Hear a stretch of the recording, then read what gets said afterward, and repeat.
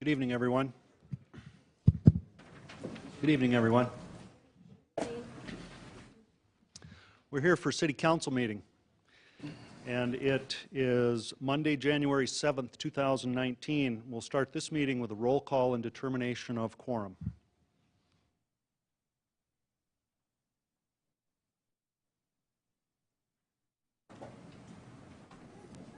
Solomon, Modrick, Nordstrom, Drew, Scott, Drury, Laurenti, Roberts, Armstrong, Lewis. We have a quorum. Thank you. Tonight's invocation will be by our very own council member, Jason Solomon.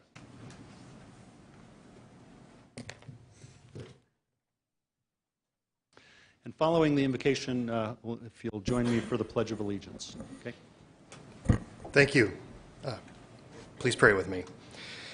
Heavenly Father, we thank you for a great new year. We thank you that we get to live in the beautiful, wonderful city of Rapid City. I pray that tonight, Father, that the City Council will have wisdom as we deliberate and make decisions. And I want to thank you for the staff and the citizens of this city who make it a great pleasure to serve. And so tonight we remember you, we remember this community, and we remember to be wise in everything we do. In Jesus' name, amen. I pledge allegiance to the flag of the United States of America and to the republic for which it stands, one nation, under God, indivisible, with liberty and justice for all.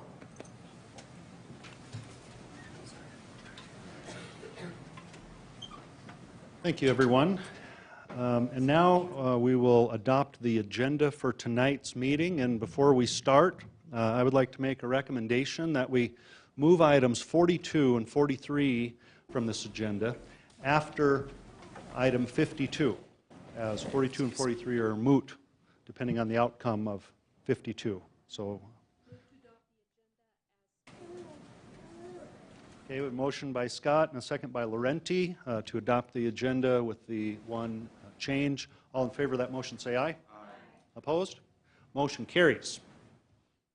Okay.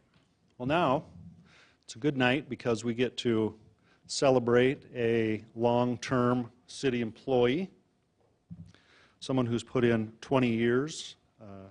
Jeff and Karen, you want to come up? It's a pleasure to work around people who've spent a good portion of their life working in public service, and including Karen and the other Johnson in the room. So I'll turn it over to Jeff Biegler, the Parks and Rec Director. Thank you, Mayor. It's my pleasure this evening to recognize Karen Johnson for being with the city for 20 years. Karen started her career with the Parks Department in January of 1999, working in our Parks Division as an administrative secretary. In 2002, she transferred to the ice arena after it was completed. And then in 2004, she transferred over to the Aquatic Center after it was completed. And she's been working as the administrative secretary at the Aquatic Center for the last forever. Seems like to her, I'm sure. But I got to tell you, she is one of the most professional and committed individuals I've ever had the pleasure of knowing. Her tasks at the Aquatic Center include training and supervising and scheduling all of the temporary employees that we have that run the front desk and the concession area. She does all of the timesheets. She processes all of the payrolls. She does the invoices and the purchase orders. She's the glue that holds the Aquatics Division together. And without her, I'm fairly confident we'd be in dire straits. So I'm really happy that she's working with us. I've had the pleasure of knowing her for the 6 years that I've been here. And in addition to the professionalism that she brings, she's one of the nicest people you'd ever want to meet. And I'm very pleased that she's still here, and I hope she is with us for a long time to come. So thank you very much.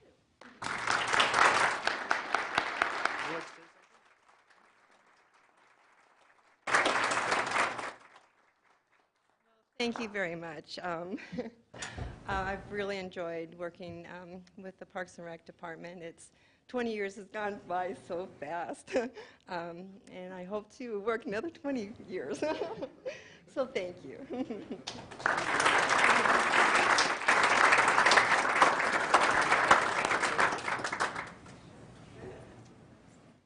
guys.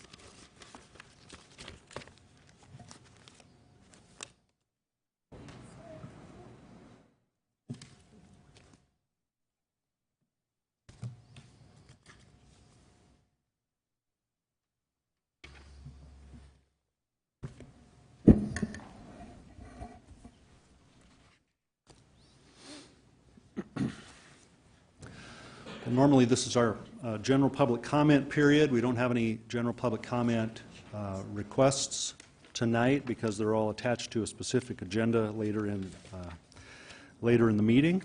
So we'll skip the general public comment, go on to non-public hearing items, items 2 through 49. Oh, but first, we're going to hear from Becky Drury. Thank you, Mayor. I just wanted to take a moment for personal privilege tonight. Tomorrow night, the Chamber will be holding an event, and they will be honoring what they call the Rushmore Honors Award. It's been an award that's been going on for 24 years. One of our own city council members actually won this award back in 2005. She will now receive another award, which will be called the Rushmore Honors Legacy Award, tomorrow night at the Journey Museum. That person, of course, is our very own Darla Drew. She, like I said, she received her first Rushmore Honor Award in 25. And she received it because of all the things she does in our community. We all want to be home before midnight tonight, so we're not going to list all of them. But some of them have been things like the Rediatrics Book Drive. She's helped students receive scholarship funding and be prepared for college. She's done things like a production called Women Behaving Badly, which we don't see up here, but it's a banner. She has women authors. And women authors. Darla has received numerous other awards through her continued efforts in our community. She is certainly deserving of the award tomorrow night, the Rushmore Honors Legacy Award, and we congratulate our very own Darla Drew. Darla.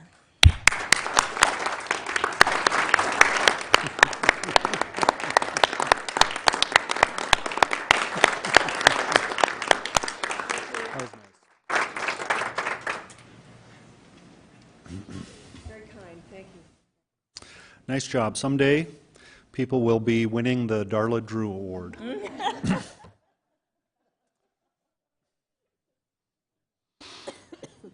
Okay, now on to non-public hearing items 2 through 49. We have no speaker requests on these items, so we won't have a public comment period. We'll go straight to consent items, items 2 through 41. Would anyone like to pull any of these items? We'll go to Jason Solomon. Thank you, Mr. Mayor. Item 39, please. Okay. Any other items the council would like to pull off for separate consideration? Darla Drew. Item number 2. Okay. Any others? If not, can we have a motion to approve the consent with the exception of 2 and 39? Move to approve. Motion to approve by Drury and a second by Modrick. All in favor of that motion say aye. Aye. Opposed? Motion carries. Okay, so that takes us to item 2, which is to approve the minutes for the December 17th regular council meeting. I have a minor change to those minutes. We had the wonderful singing group here, the Acapella Women's Group, and they are no longer called the Acapella Showcase. They're the Black Hills Showcase, so I'd like the minutes to reflect that change. Thank you. Okay, sound good to the council? And I move, do we have to Somebody make a motion? make a motion to approve? Okay, motion to approve by Solomon, second by Nordstrom. All in favor of approving with that minor change, say aye. Aye. Opposed? Motion carries. And item 39, which is to approve fiscal year 2019 Community Investment Human Services Allocation recommendations. We'll go to Jason Solomon. Thank you, Mr. Mayor. May I direct a question to Ken Young, our Community Development Director, please? Yes. Ken, throwing this back to you, you may want to call it Barb Garcia, but these amounts might have been crisscrossed a little bit, so do you want to kind of just clarify what happened and maybe have Barb clarify for the council? I'll ask Barb Garcia to come up and address that. It's basically a discrepancy between what was budgeted and what was allocated, and Barb will explain. Hi, Barb. Hello. Yes, evidently the council adjusted down that amount in the actual budget, and when the investment committee did the deliberations, we thought it was still $50,000. So there needs to be an adjustment down of $1,250 to meet the budget. And so there are 3 basic ways we can do that. We could take all of the funds from one allocation. There are 3 agencies that are funded. We could take all of it from any one of them. We could split it among the 3 in any way you wanted, or we could do it proportionately to the way they were allocated.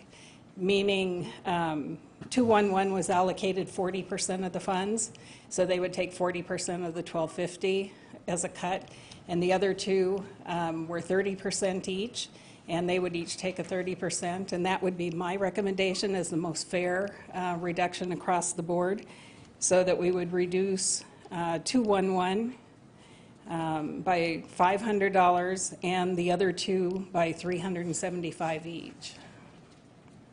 And Barb, before that motion is made by another member of council here, any of these funds required at all or have to have a certain dollar amount allocated to them to receive funding from any other kind of grants or any other level of funds?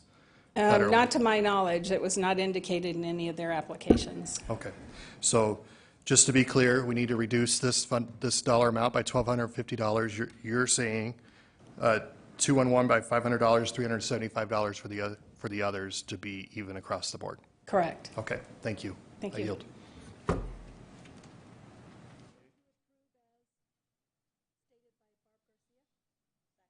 Motion to approve with the change by Amanda Scott, second by Becky Drury.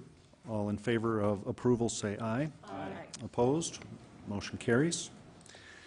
And that takes us to non-consent items, 42 through 49. We'll open public comment on these items, and we have 1 speaker request.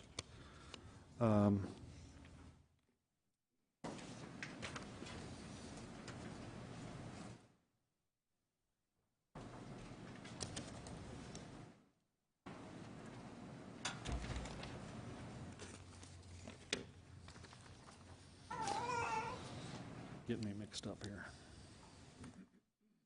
We have one speaker request for sure on item 48. Some of you in the audience filled these out and you wrote item 42, and I think you meant item 52. If you're here to speak on 42 or 43, raise your hand and tell me different. Okay? 52? Okay. All right, so let's go to Kyle Trelor on item 48.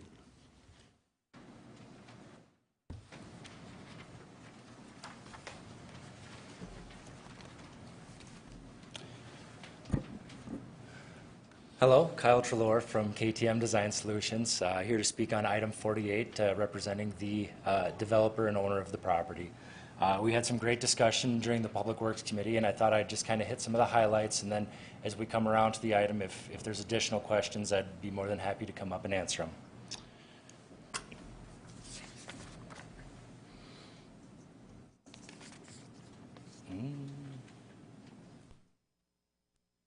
There we go. So I'll start with just a little background about the project. This is the Diamond Ridge subdivision. We're discussing Phase 2, which are the two multifamily lots, Lot A and Lot B, located on the west side of the project along Valley Drive. We currently have a residential phase under construction right now. That's Phase 1, and that is the approximately 50 single-family lots that we're constructing on the east side of the property.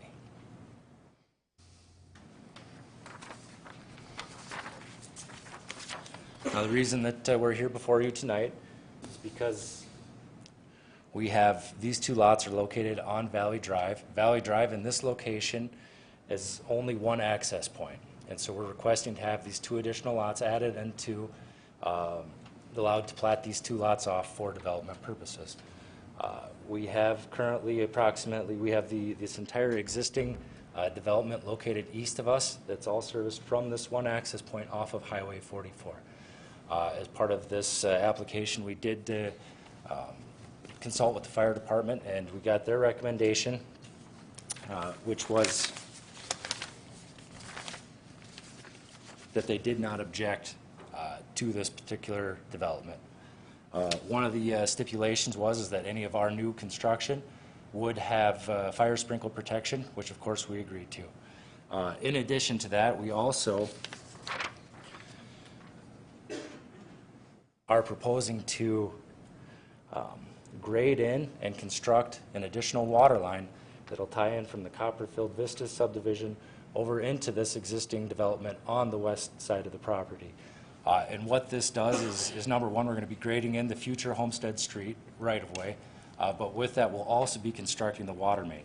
Now, just like we only have one point of access down on Highway 44, we also only have one water main entrance, or one water main that feeds this area. So by constructing the secondary water main, we're going to improve the overall fire protection for this entire existing subdivision by allowing that second water main and improving fire flows. And in case of emergencies, we will have that second line into this subdivision. So without this project, this area would be in a position that's worse off than it would be with this project. And then also, as I mentioned, this is a phased development or a phased project. And so with that, and with the construction that we're proposing to do with this project, we will be constructing additional streets, and you know, with time in the next couple phases, we will have constructed that second access point out of this neighborhood. It just simply isn't feasible with this project as proposed, but what is the additional water main, some of that grading to make this all work. If you have any questions, I'd be more than happy to answer them. Thank you. Thank you.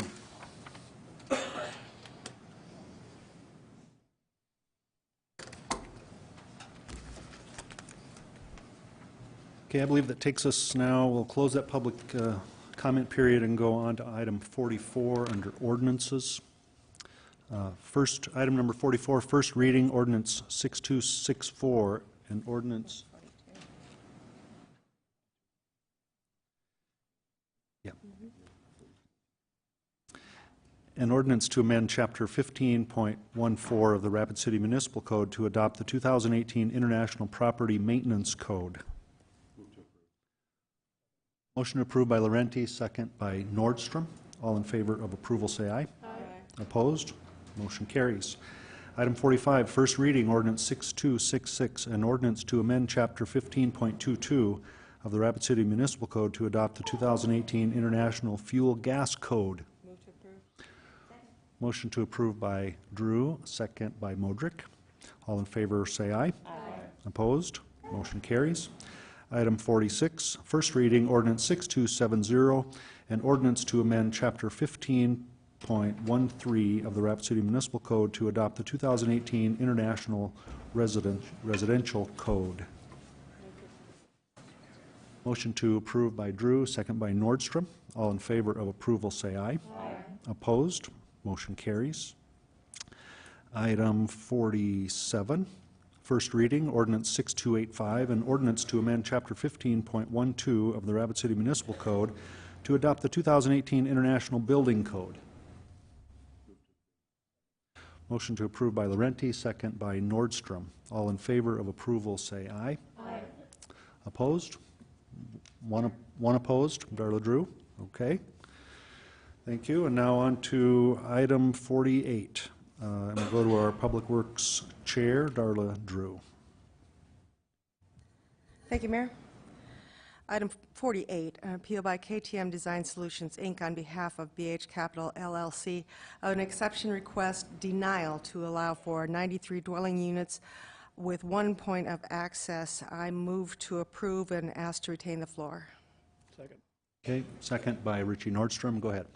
As chair of the Public Works Committee, we had a very lively and lengthy discussion on this as to the safety of the people that would be involved in these new units, and we felt that with the recommendation from the fire department that we could have no objection to going ahead with these units being developed in that area. We do take public safety as our main concern, and we talked in great detail about the sprinkler systems that would be in the new units, and that would be really one of the main concerns. And without that, we probably wouldn't have given this a yes. So thank you. I yield. Okay, Amanda Scott. Thank you, Mr. Mayor. I will be voting no on this, and Kyle, I believe, is already aware that I will be voting no on this.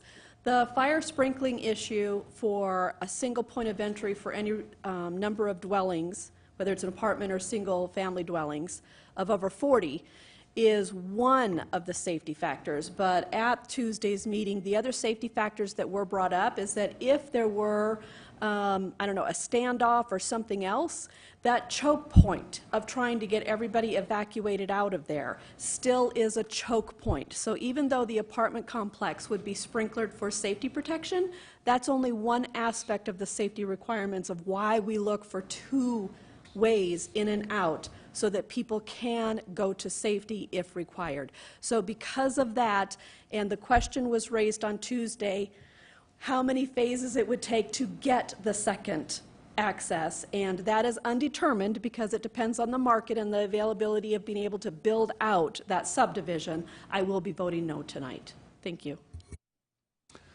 Jason Solomon. Thank you, Mr. Mayor. May I talk to Kyle Trelor, please? Yeah, if you'll... He's still around. There you are, Kyle.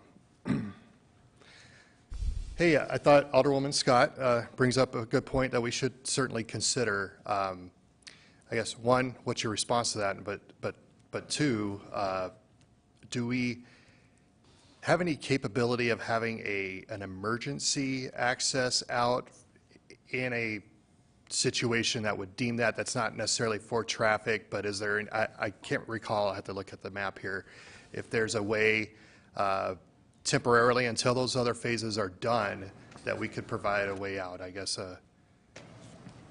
maybe you can bring us all up to date on this.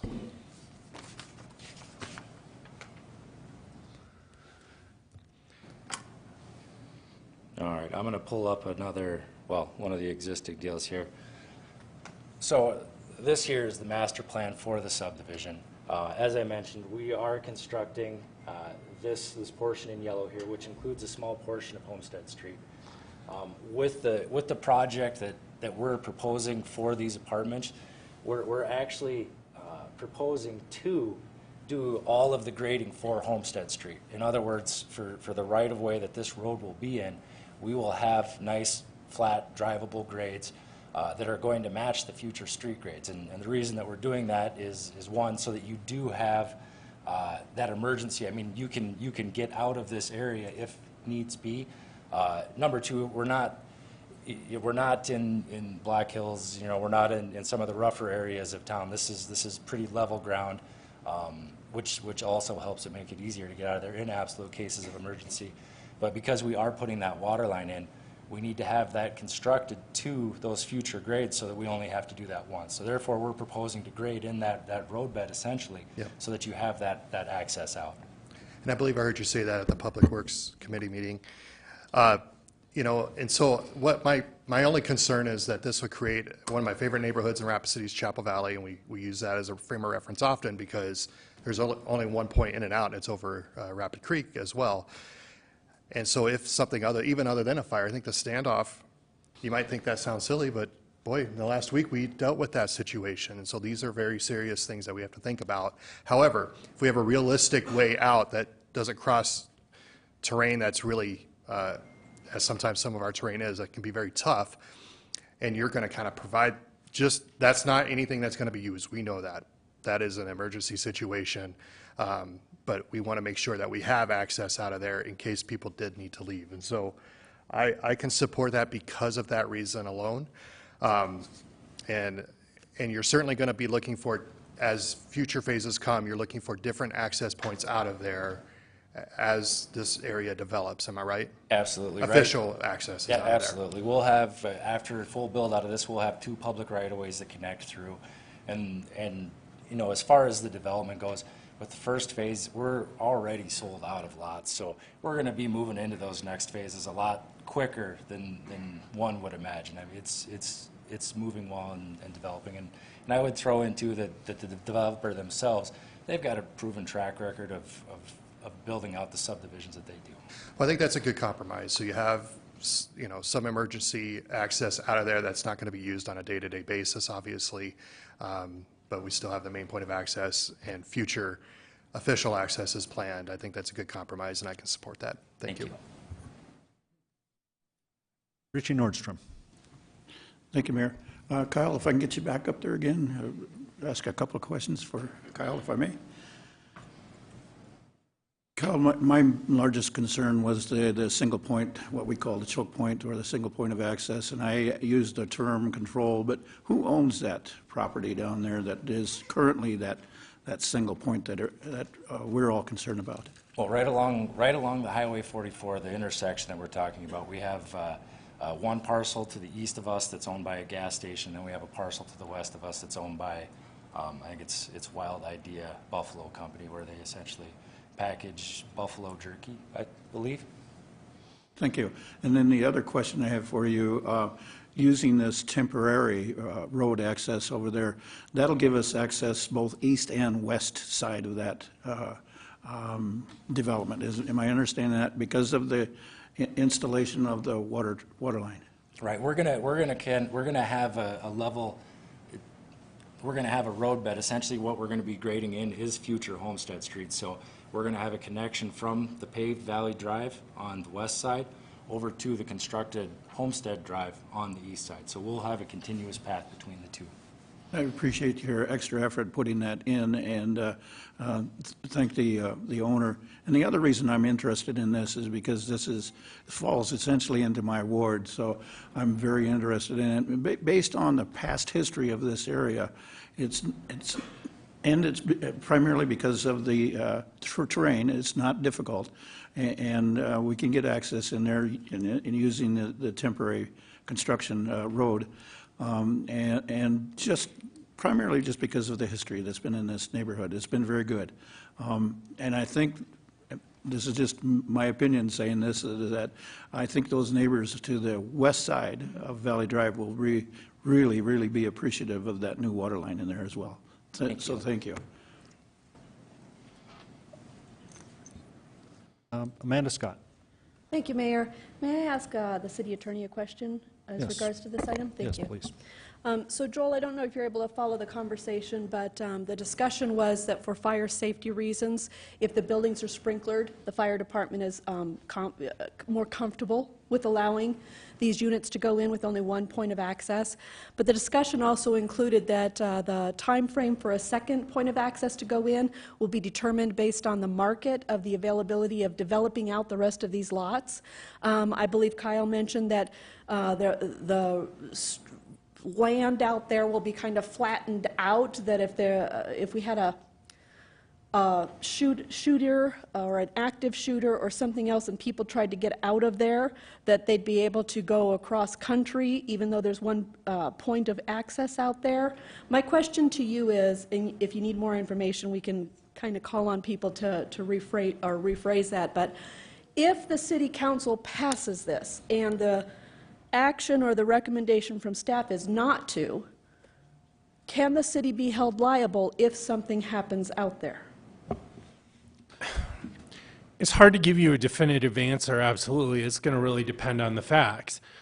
Generally, no, but is that going to stop somebody from potentially suing? I mean, we've been in that situation before where, you know, it's a difficult, I will just tell you personally, it's a difficult position to be in when somebody files a suit and staff didn't recommend it and you have to go in and defend the decision. I can tell you that beat me over the head all day long with the fact that, well, your own engineers told you or your own professionals told you not to do this and you did it anyway.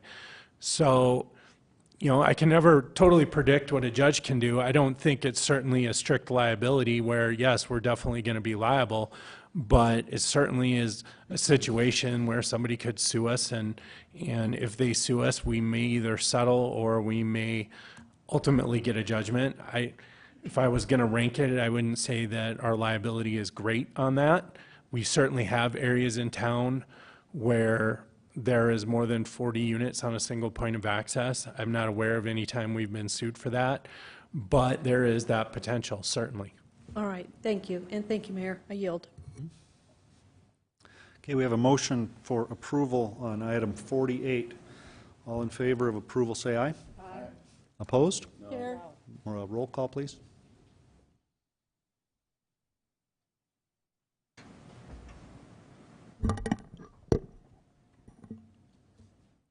Scott? Drew? Nordstrom? Modrick? Solomon? Lewis? Sorry. Armstrong? Laurenti? Drury? Motion passes 5-3. Okay, thank you. And now to item 49 under Legal Finance Committee items. We'll go to Legal Finance Chair Laura Armstrong. Item 49, direct staff to draft an ordinance or resolution requiring written justification for any future fee adjustments. I welcome a discussion. Okay, we'll go to Jason Solomon.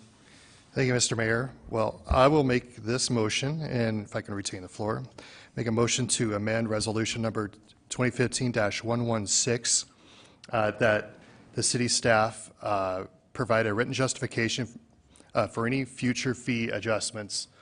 So if I can get a second and retain the floor. Second by Laurenti, go ahead. And so the spirit of this is not that it's anything lengthy or anything that the city staff does not already do, because quite frankly, they provide this information to us already. We found out at our legal and finance meeting, they're generally pretty supportive of this because it just provides clarity for everybody. And so when we get fee adjustments, which are necessary and not always fun, to be quite honest, but we also want to make sure that we have the justifications there so that we know why those fees are going to be increased. And so all this does is provide clarity, not just for the city council, but also for the city staff and most of all for the public, the fee-paying public, so they know why. So a lot of times it's, why does something have to be, like a golf course fee have to be adjusted? And it could be, you know, for a variety of reasons, very easy, and they already have this information at their fingertips. So if I thought we were going to add anything burdensome or anything else, I can understand this being a great debate. However, I think they already know this, and it's just makes it more clear, which I love clear and transparent. And so the other question that was brought up was where this should go, and thanks to our finance director over here, she helped me out and showed me where this resolution was. She wasn't sure whether this is a policy discussion or a resolution ordinance discussion, but we already have a resolution in place regarding fees. This is just a simple amendment on that. So really simple amendment, written justification. It doesn't have to be lengthy, it can be brief, depending on what types of fees that we're talking about. And obviously future councils can ask also for all sorts of further information if they need it. So that's why I brought this forward to the council for discussion, and I would certainly welcome other folks' thoughts. Thank you. Resolution number again? This is resolution number 2015-116. A resolution adopting a city fee policy to be used for amending and adding fees in the city fee resolution. Okay, thank you. Now we'll go to Laura Armstrong. I'd like to get the finance officer's input on this. May I? Yes. Okay. Ms. Sumption? Thanks. So I've provided the resolution to Alderman Solomon.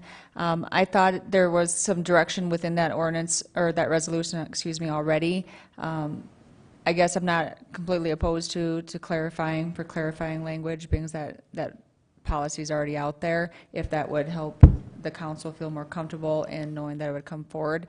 Do I think it's completely necessary? Probably not, but I'm also not going to sit here and say that we shouldn't do it. So. Okay, Darla Drew. Thank you. I just have a comment.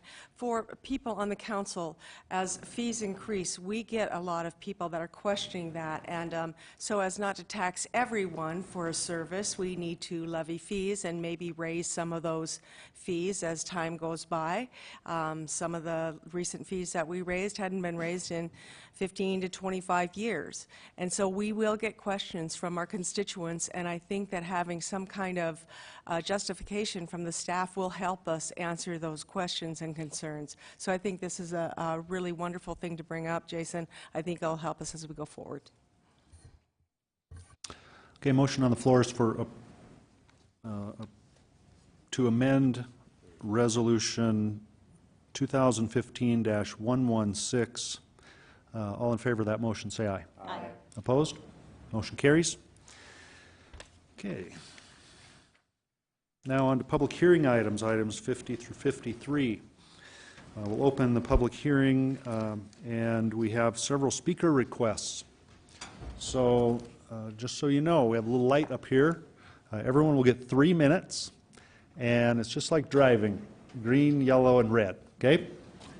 And I'll call out these names, and you approach the podium here, identify yourself, and you have the floor.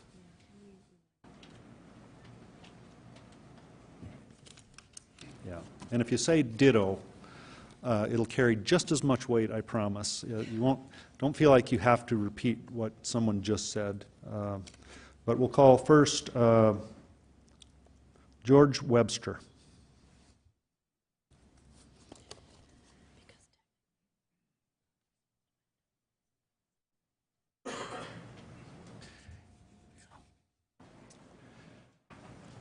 My name is George Webster, and I'm a resident at one of the Samuelson Development apartment complexes on Promise Road.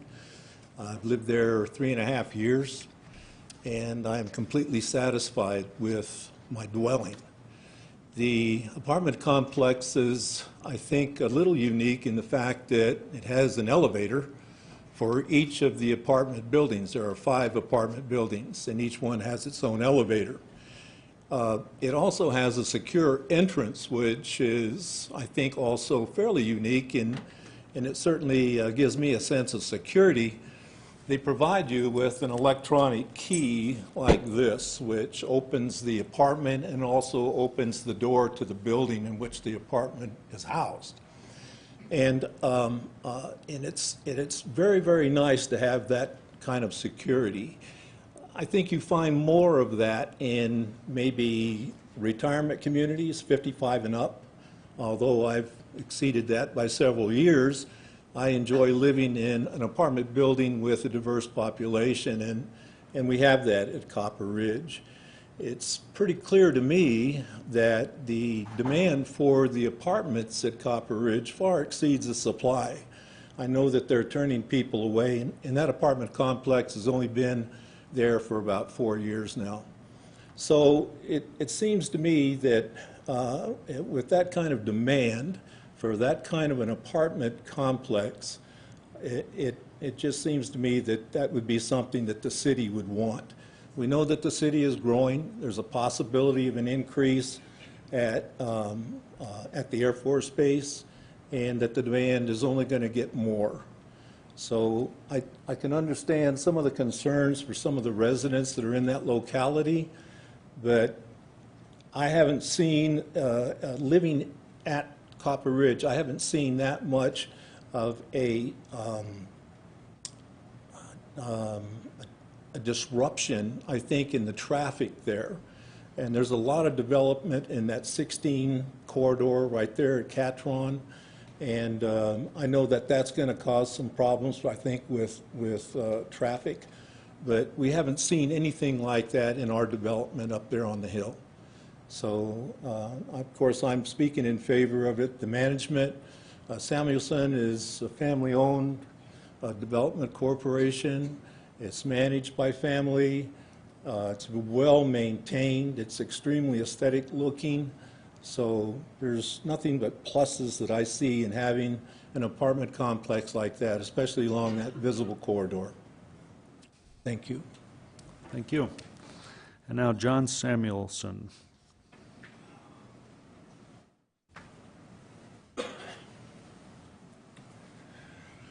Good evening, Mayor and City Council members. Samuelson Development is excited to do another project here in Rapid City. My dad and I have always had a great love for Rapid City and the Black Hills.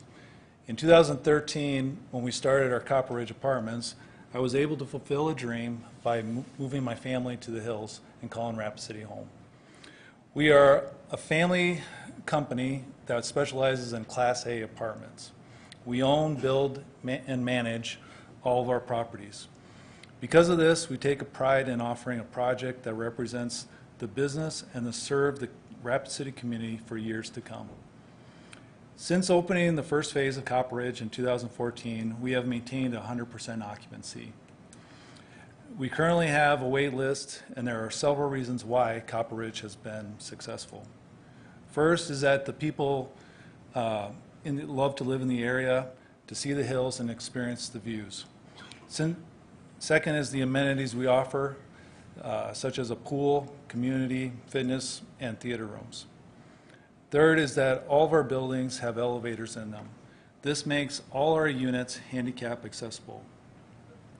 We also offer a wide range of unit types in price from $680 to $1,500.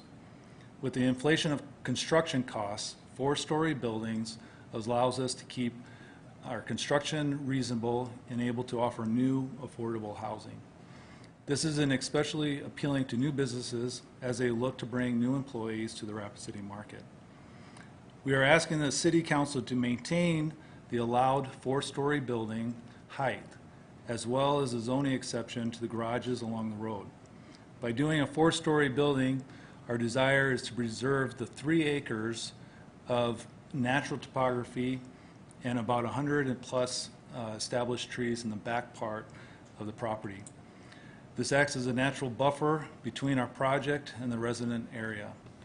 Our plan is also to create a walking path going through those 3 acres of trees. In addition, there is also a strong need for garages. With the seasonal hail in winters, this need is a must to be met. We will have nice exterior finishes on the finishes as well as landscape between the garages and the roads to give a nice curb appeal along Highway 16.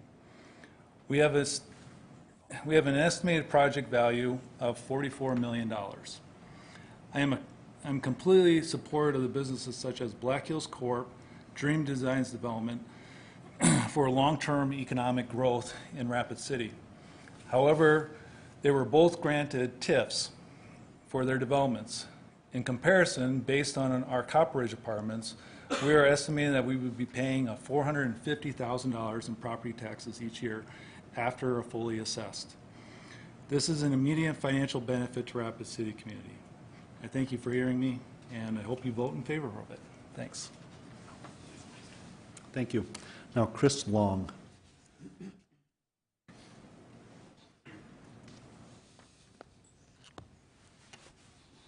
I'm Chris Long with KW Commercial Real Estate, speaking on behalf of Samuelson Development.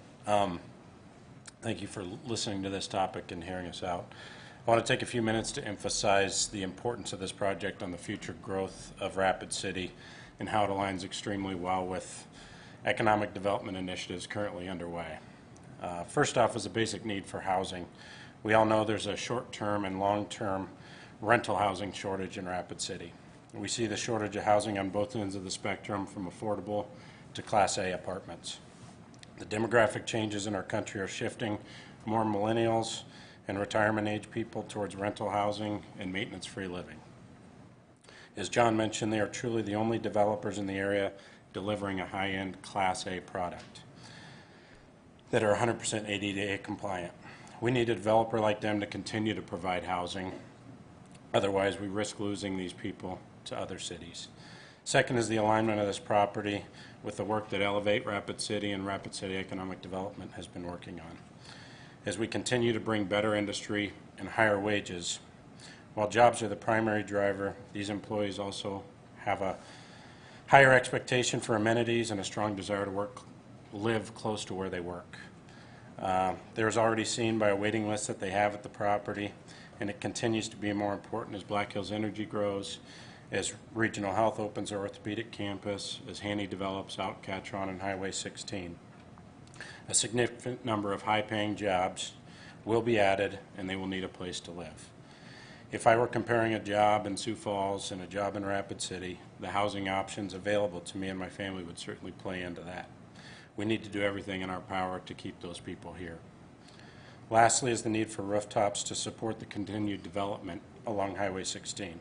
We all know we've seen tremendous growth up in that area, but we also know what happened when we shut down development 8 years ago with Walmart. It sat dormant up there for 8 years.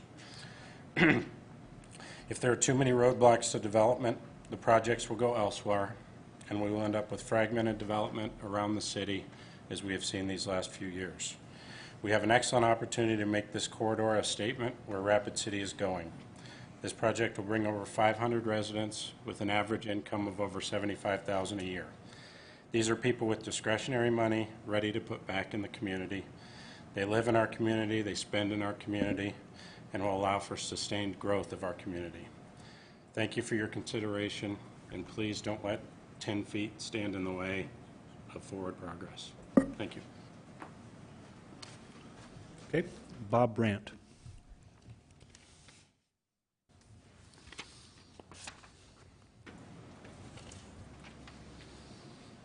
Thank you, Mayor and members of the City Council. I was a general contractor for Copper Ridge Phase 2. We finished the 201 units in September of 2017, and by the next February, all the units were filled with the waiting list. Their construction model, 4 stories with an oversized elevator in each building, is a big hit with both Rapid City and their properties in Sioux Falls. They're the only newer apartment complex in Rapid City that allows the elderly and the handicapped access to every unit. I met a man going into the building 4 that summer using a walker, and I asked him which apartment he was in. He said, "I have a 1-bedroom apartment on the west side of building 4. And he smiled and said, "This is the only place I've ever lived where I could get above the ground floor." So he was ecstatic and he loved the views. The direct economic benefits of this project to Rapid City are substantial. Nearly $400,000 in sales tax on materials alone, $100,000 in building permit fees, tens of thousands of dollars every year on property taxes with no waiting period because there's no TIF on this property. Also, hundreds of well-paying construction jobs to local companies. Over 90% of the workers on Phase 2 were Rapid City area residents, unlike some other developers that hire out-of-state general contractors and bring in most of their workforce. John Samuelson and his dad are committed to using local workers and local suppliers whenever possible. When I first moved to Rapid City in 1958, you guys, some of you remember Reptile Gardens was right at the top of the hill. And it was about the only building from there to Rockerville. Now the 3-mile stretch from there to Moon Meadows is the fastest growing stretch of ground, 3-mile stretch of ground in South Dakota. Over $200 million in new buildings in the past 4 years, and with Handy's development, the phenomenal growth will continue. We can expect more large medical and corporate-type office buildings in the future, and those employees want good quality housing nearby. The Black Hills Court building is almost 70 feet tall. With most of the road frontage zoned general commercial and 4-story buildings allowed, there will be many more 4-story or even taller buildings along that corridor. Taller buildings with a smaller footprint will preserve more open area. In reality, even a 1- or 2-story building along that road blocks the view of the hills for a few seconds when you're going 50 miles an hour. There are geographical features in that area along the west side of Highway 16 that will preclude any building, so we'll never lose the view of the hills totally. If we are allowed to build the 4-story buildings, there'll be more open area for the residents to enjoy, and we'll be able to keep the 100+ trees that are on the west side to buffer that area from the residential area to the west. Thank you for your consideration.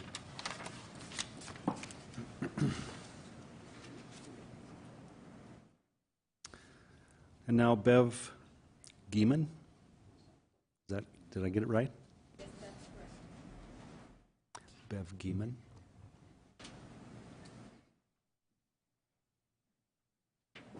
Mayor Allender and City Council members, I'm Bev Gaiman.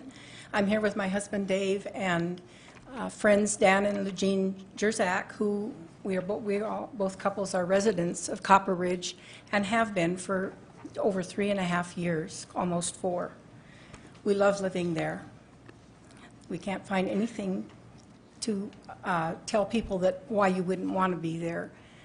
Most of the facility is medical and military people, and quite a few of us senior citizens as well. But we also have young families, and the school bus does come there to pick them up.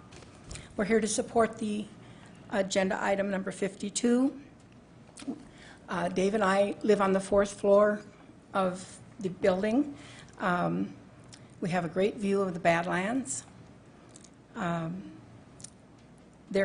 When we moved here, we looked at several different apartment complexes in Rapid City, and this one was by far and above the best one to move into. And 2 of the critical items that we really appreciate are the controlled access and elevator use. In a 3-story building or less, you're not required to have an elevator, and elevators are very expensive to install. So this is something we think is extremely important for senior citizens as well as disabled people.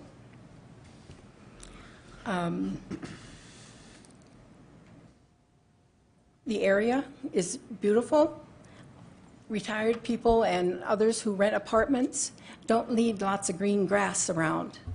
That's why we moved there. But it is nice to have some, and we don't need very much to appreciate it. Besides, we have a pool area there in the clubhouse. We have a nice walking area now around the whole complex. It's wonderful. The noise level there is minimal to none. I would have anyone come up there at night, during the day, or anything, and stand out in the parking lot and listen for noise. It just, other than a car starting up and leaving, there's no noise. And light pollution is next to a minimum. The only light pollution there are the the lights in the parking lot, and they're the kind that shine down on the parking lot. So light pollution is a minimum. We would highly recommend that you support the building of the new complex. It's very near to where we are now, and we believe it would be a huge asset to Rapid City as well as us. Thank you. Thank you. And next, Jeff Bent.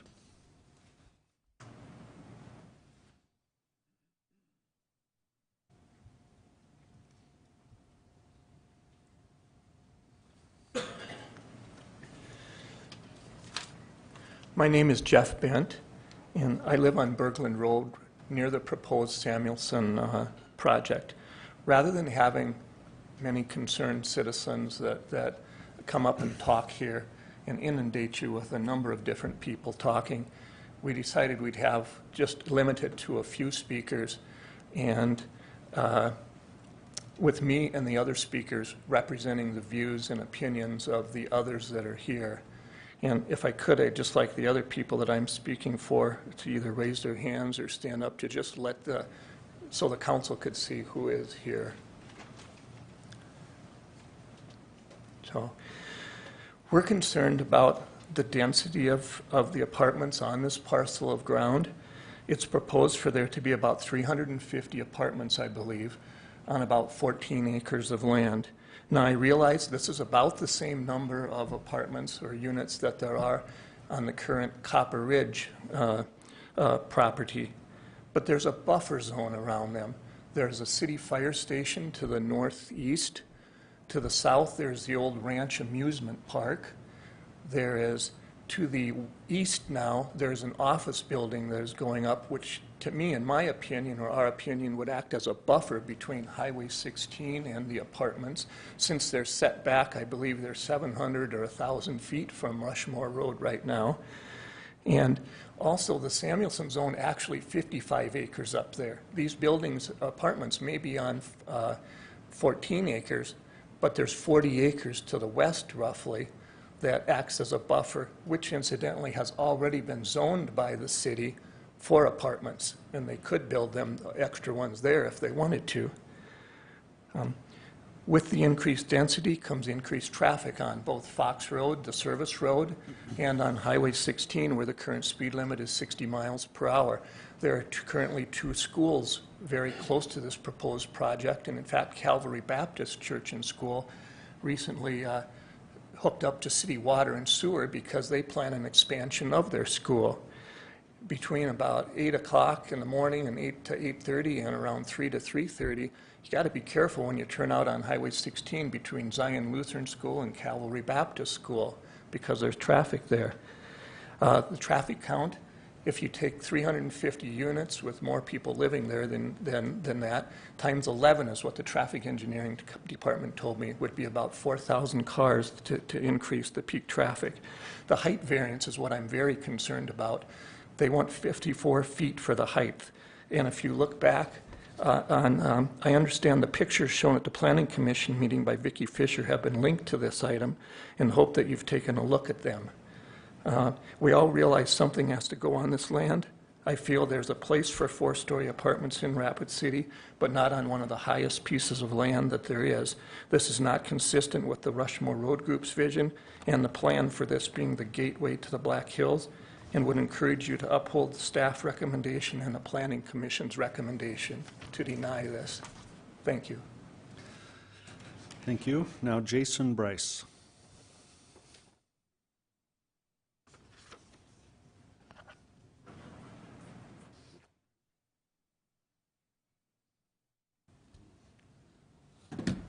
Good evening, Mayor Allender and City Council members. My name is Jason Bryce. I am a resident also on Berglund Road, near the planned development that is being discussed here. My main concern with this property is I've always said housing is important to Rapid City, and there's no denying that there's additional need right now. But the thing that concerns me about this is I feel this is the wrong property for this piece. When we look at the comprehensive plan for Rapid City, US 16 South is considered an entrance corridor to Rapid City, and from the comprehensive planning, it says that the area beyond Rapid City's limits is, the issues and opportunities along this corridor include conserving views and natural features in coordination with the tourism industry. This is directly on 16. It would be the closest building to 16 just across the I guess, ditch that is currently between the 16 corridor and the service road. They currently have another apartment that you've heard some of the residents speak from today. That's about a half mile south. As part of that, they were granted an exception to go to 4 stories. According to the paperwork here, that the location is approximately 700 feet west of Mount Rushmore Road. There's an additional apartment building that was recently approved in October that is 800 feet east of Mount Rushmore Road. The reason these are set back so far and the 4 stories was granted appears to be that the distance they were set back has allowed them to get this height variance because it doesn't kind of encroach on the road. Main concern, like I said, is it seems that this property is just too small for this planned development. It seems every single one of the setbacks that they've addressed has been encroached upon as far as what is allowed in the ordinances here. Not only that, but they're also looking to go, I see 48.4 feet, I've heard 54 feet. The ordinance currently would allow 35 feet. The concern, like I said, is that this property seems to be too small to build this type of construction on if they need to push back into every single setback. Like I said, I completely understand their need and their reason for building this, but the location being that it's directly next to Mount Rushmore Road on 16 doesn't seem like it's the ideal fit for this piece or for this project. There's available land, but this one does not seem to fit all the, I guess, needs of this property do not fit the project. Thank you for your time. Thank you. Now, Marcia Bashara.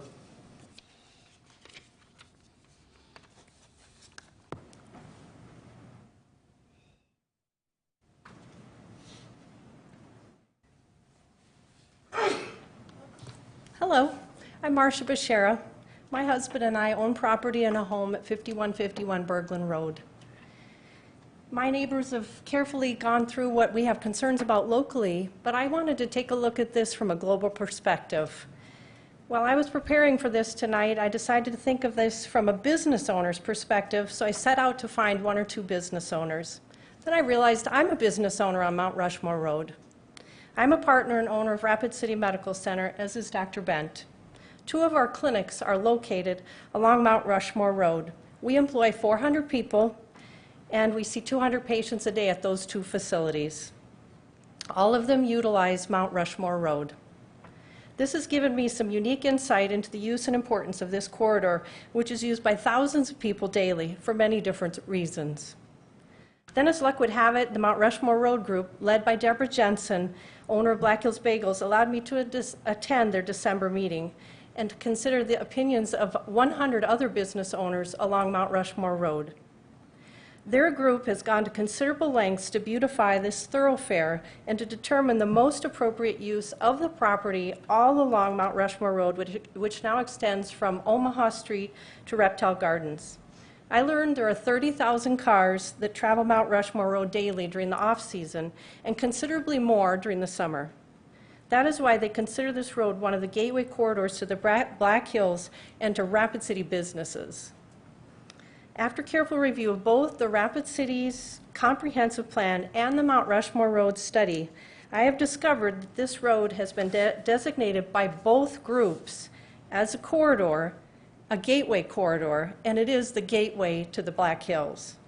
Both of these long-term plans contain statement after statement that Mount Rushmore Road is meant to increase access to businesses and improve visibility of the Black Hills for all that travel it, both locals and visitors alike.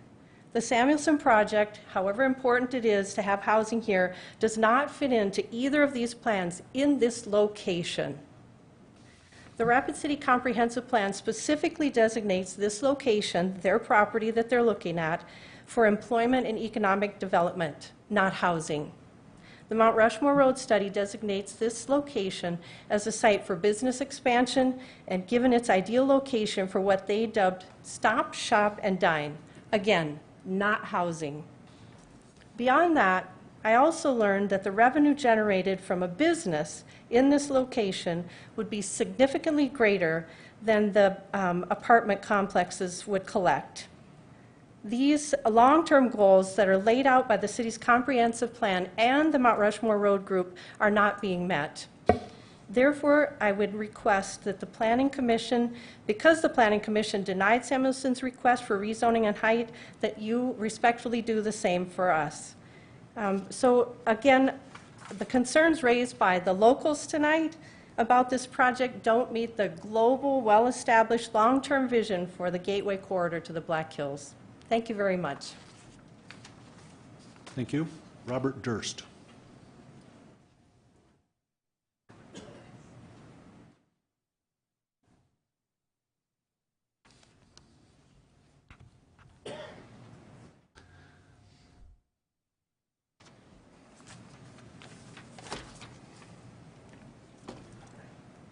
Good evening. I'm Robert Durst. My wife Rebecca and I live at 5353 Berglund Road, which is kitty corner from the proposed project property location. I'm here to just reiterate what has been said in a very brief form. How do you follow an act like that? She did a great job. We have been recommending to you that we uphold the recommendation from the Planning and Zoning Board to deny the requested action. We have quite a few supporters here tonight, and they share the similar views with us.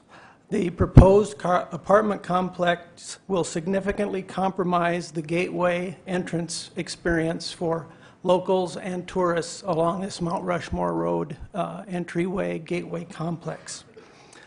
We have been kind of pointed or singled out as the bad guys here. We're anti-development. We're against development, and that immediately puts us behind the 8 ball. It's hard to argue from a position like that. We take the position that we are pro-Rapid City, we are pro-Black Hills, and we are pro the Mount Rushmore Road Comprehensive Plan. The Samuelsons, and we also have been accused of not being willing to compromise. Well, we really have nothing to compromise with. We're not bringing much to the table here. However, the Samuelsons are asking you to compromise and deviate from the comprehensive plan.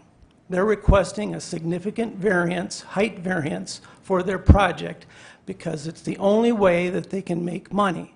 They have a single solitary business plan. They've been doing this plan for many, many years in Sioux Falls, and now they're bringing it out here. And frankly, it seems to me that they're trying to shoehorn this project into a location where it doesn't fit.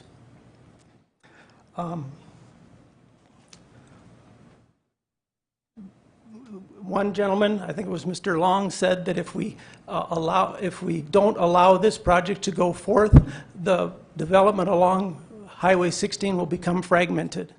Well, it's not fragmented. There's a plan in place. All we're asking the City Council to do is to apply uniform and consistent codes and policies toward development along this corridor. That's really what it boils down to me, to what I think is going on. And as far as the sales tax revenue is concerned, Mr. Brandt cited that there would be $400,000 worth of sales tax revenue from just the building materials alone. That's a one-time deal. If this property goes for retail or some other type of retail business, there'll be a sales tax ongoing for many, many years to come. So in closing, I would recommend or request respectfully that the City Council uphold the recommendation from the Planning and Zoning Commission to deny this action. Thank you very much. Thank you. And the last speaker request on this item is Mark Camphy.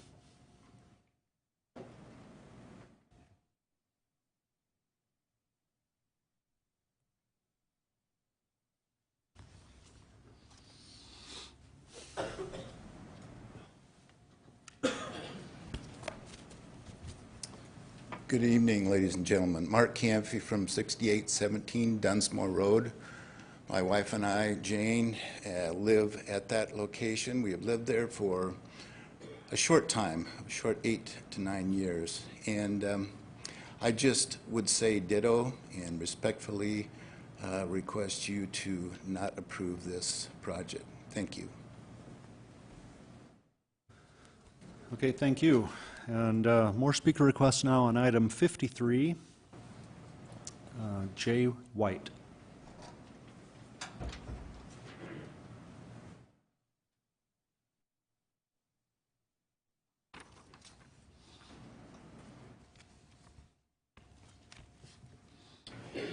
Good evening. My name is Jay White. I live at 1640 Skyline Ranch Road, which is the adjacent property to this planned development. My wife and I live there together, and if any of you have ever had a chance to go and drive on Skyline Ranch Road, you'll see that there are probably 19 or plus houses there. Each of them a minimum of 5 acres, some 5 up to 20 acres. It's a beautiful part of the city, and we're very happy to live there. I think if you also look at the property tax revenue of the homes that are there, roughly, I would say on average, $5,000 to over $20,000 per residence. So it'll kind of give you a scope for what type of homes are on or in this subdivision. I just want to say that my wife and I are opposed to the development as it stands now, mostly because of the footprint of this building and the location. I'm not talking square foot of the house, but the building is planned to be located right next door, and if you look at the overall footprint of the building, it's actually bigger than the home. One of the features of the neighborhood is the aesthetics and the beautiful properties and the homes that are up there. I feel that this building would far overshadow the home itself, and it's proposed to be sitting right next to the home. I've talked to the homeowner, asked to consider moving the building back. There's ample room on his 5+ acres to move it down the hill, and my request would be like the request that I had from my neighbors when I built a shop next to my house. I went through this whole process. I'm familiar with this process. And I sent out letters to all my neighbors. I said, look, I've got the plans. Come and take a look. If you're interested, give me some input. 3 neighbors showed up. 2 had questions about the siding. No metal buildings. I'm good with that. I don't want a tin shed next to my house. The 3rd neighbor had some concerns about the size of the structure compared to the house, and he requested we move it back down the hill so all you can see is the roof line. I abided by that request to be a good neighbor and to fit with the aesthetics of the neighborhood. This has obviously taken a different turn, but if that request were made and moving the building away from the house so that it's not overshadowing the aesthetics of the house, I would be for this project. But unfortunately, that request has been denied from my request to my neighbors and his builder. So I'm opposed to this, and that's all I have to say. Thank you. Thank you. Marnie Gould. Good evening, Mayor and City Council. Thank you for the opportunity to speak to you. I live at 1850 Skyline Ranch Road, and I am the property in question's neighbor to the west. So I feel like you have just heard from the neighbor to the east of the property, and now you're getting my perspective. We're often, well, I think we could be called the pot calling the kettle black, because we have ancillary structures on our properties which allow us to house extra equipment, and that's what our neighbor would like to do. We have both requested our neighbor to reconsider the location of his oversized garage because of the fact that where he plans to build it will overshadow the existing residential structure. The nature of the oversized garage is such that it's in excess of 3,000 square feet, and his home, being one of the first properties built and one of the older properties in that neighborhood, is much, much smaller than that. So we're concerned that the oversized garage will end up affecting the rest of the neighborhood because it doesn't fit the aesthetics of the neighborhood. We've both suggested that it could be ameliorated by relocating the position of this oversized structure such that it wouldn't be so noticeable to all of the rest of the neighborhood. As my neighbor Jay White mentioned, his structure is barely visible from the road. The structures that are on my property, which were built before it was even incorporated into the city limits, are positioned so that the topography of the neighborhood hides most of the structure. And we think that the zoning committee could go back with stipulations in addition to the ones they've already placed to help us continue to have this nature of open space without obstruction in our neighborhood. So I am here to also request that you grant our appeal and send this back for further stipulations. Thank you. Thank you. Now, Cliff Bienert. Sorry if I wrecked your name. You pronounced it properly, thank you. I am used to getting it mispronounced, by the way, but thank you. Good evening, Mayor. Good evening, council members. I appreciate the opportunity to talk in opposition to this project. My wife and I live at 2150 Skyline Ranch Road. I pass this residence daily, multiple times, and this will clearly be an eyesore and a blemish to the neighborhood. The neighborhood is of upscale homes, of very aesthetically appointed and appealing homes, and this is directly in opposition. This is an oversized garage, pole barn, metal siding, metal roof. It's been adorned with some cosmetics, some brick, some stone, excuse me, and some other siding on the west side only. And so it's been modified to try and appease to the local community, and it really doesn't cut it because of the oversized nature and the prominence in the neighborhood. I submitted a rendering to the Planning Commission, and if you could help me, excuse me, could you help me here?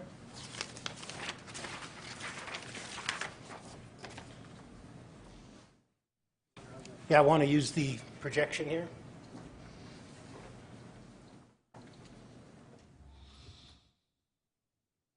Go ahead. All right.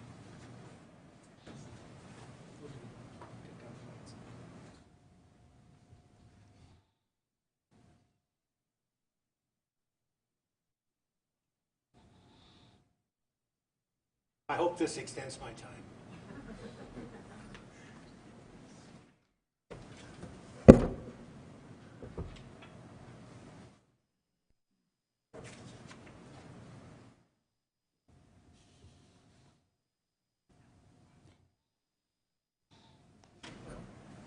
What do I need to do?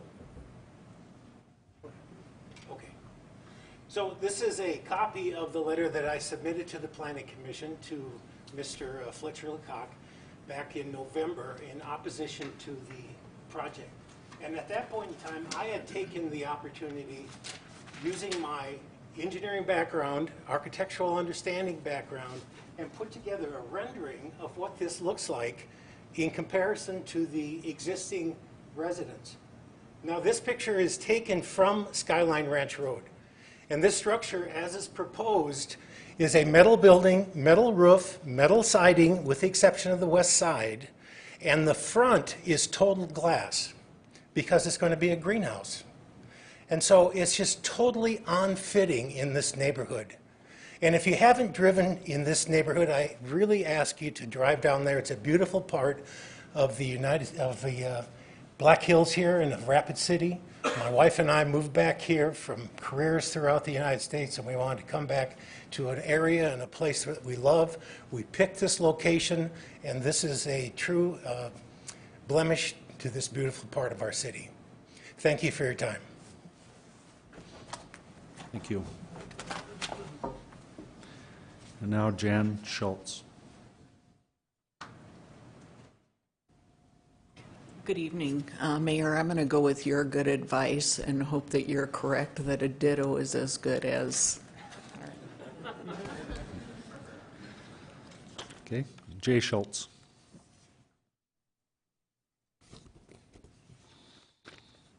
Thank you, members of the council, Mr. Mayor. I'm the older brother.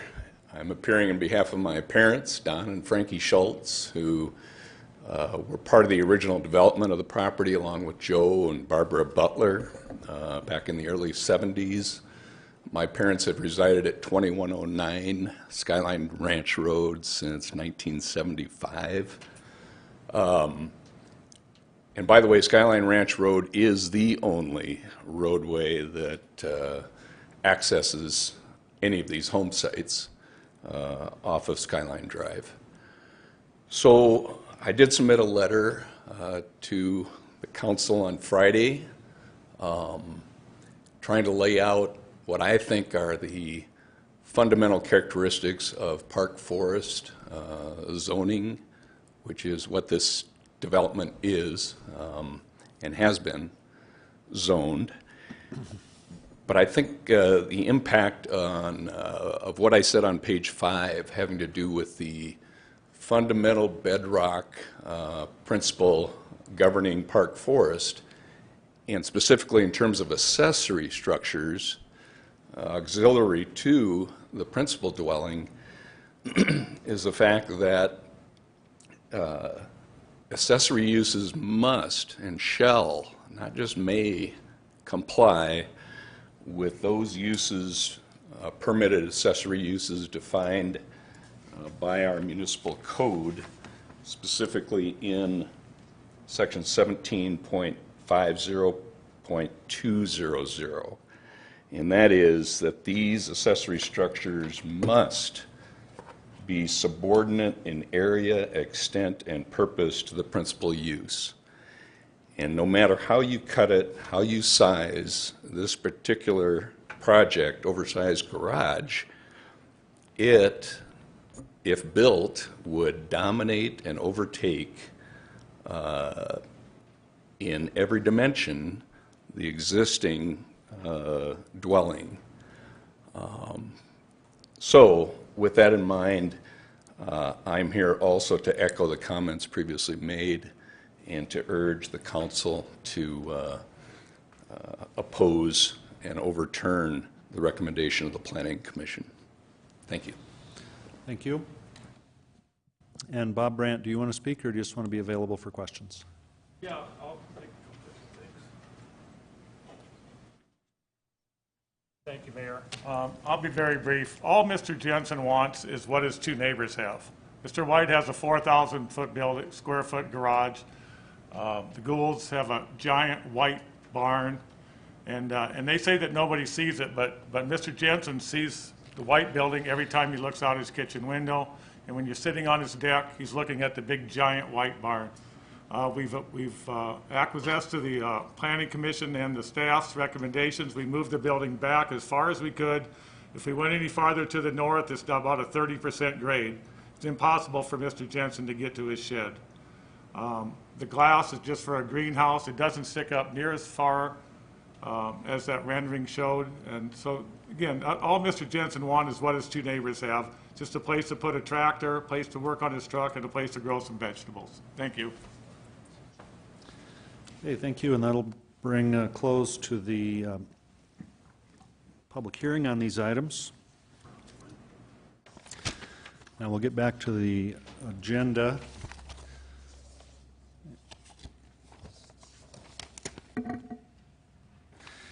And we have the consent public hearing item, item 50, which is a alcohol license for Cortez LLC, doing business as Alex Johnson Hotel, 523 6th, for package delivery license. Second. Motion to approve by Solomon, second by Modrick. All in favor of approval say aye. Aye. Opposed? Motion carries. And now on to non-consent public hearing items, starting with item 51. Second reading, ordinance 6291, an ordinance amendment to update the requirements for private garages by amending section 17.04.315, 17.08.030J, 17.10.03N, and 17.38.030L of the Rapid City Municipal Code. Motion to approve by Laurenti, second by Drury. Go to Lisa Modrick. Thank you, Mayor. May I ask Vicki a question since she's here on Yes. this particular one? If you don't mind, Vicki.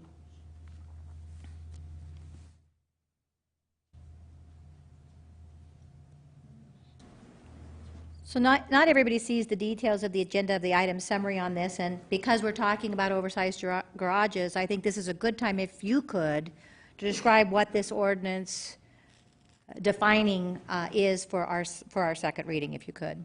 Thank you. So currently, when someone comes in for a garage or a building permit for a shed or a craft room or a greenhouse, we accumulatively add up all the accessory square footage to see, does it exceed that 1,500 square foot or 30% of the gross floor area of the home, whichever is greater. But it didn't actually spell it out that clear. We were adding all that into the definition of garage. This ordinance will actually put that terminology in there, so it's very clear from everyone going forward that just like you can't have one oversized structure, you couldn't have 15 smaller sheds in your backyard either. So this really cleans up this ordinance and certainly will assist us in the future as well as the staff. I appreciate that, and thank you for that defining definition. Thank you, Mayor. Okay, we have a motion for item 51, motion for approval. All in favor say aye. Aye. Opposed? Motion carries.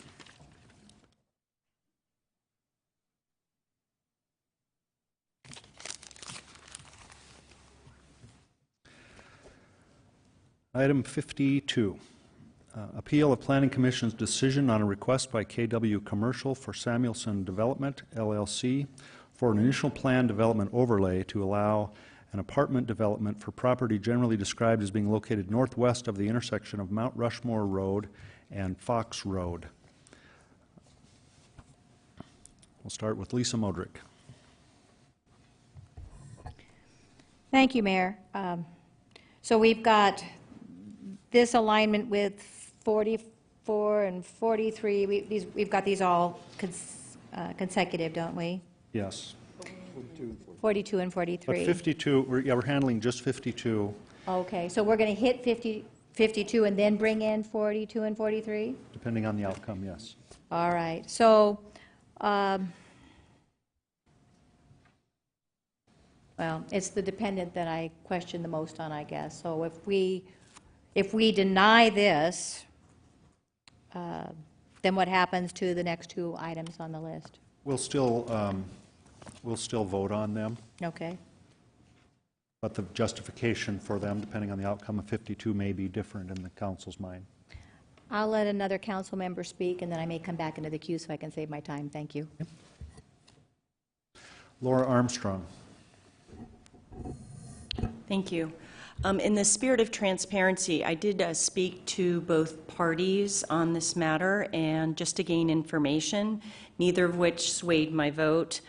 And I just want to say I get both aspects of where you're coming from. You know, although I'm not a developer, I am a small business owner, and I don't like having people telling me how to do my job. But I'm a homeowner, and I empathize with these families, and I thank everybody for coming up here and talking with us, because it's important that we understand the whole aspect of this. I firmly believe that Rapid City is a community of communities, and we really don't need animosity in any part of our city, let alone in this area as well. So my understanding is City Council makes decisions that benefit most or all of Rapid City, right? Not just a specific ward, correct? Okay, and I do like Dr. White's example of being a good neighbor. I don't want to deter developers to come in and build what we need, but I also don't want to disrespect all of these families as well. In speaking with Dr. Durst and Dr. Bent, and then Mr. Samuelson as well, both have said that they would be willing to compromise. And what I would like to do is make a motion to postpone this to January 22nd's next City Council meeting, so these parties can informally mediate and hopefully find a mutually agreed upon decision. Based on my conversations with them, both parties said that they'd be willing to compromise and have a respectful dialogue, and so I would like to make a motion. Would someone like to make that motion for Alderwoman Armstrong?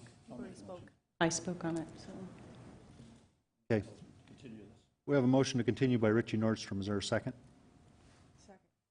Second by Darla Drew. Okay, we'll continue down through the...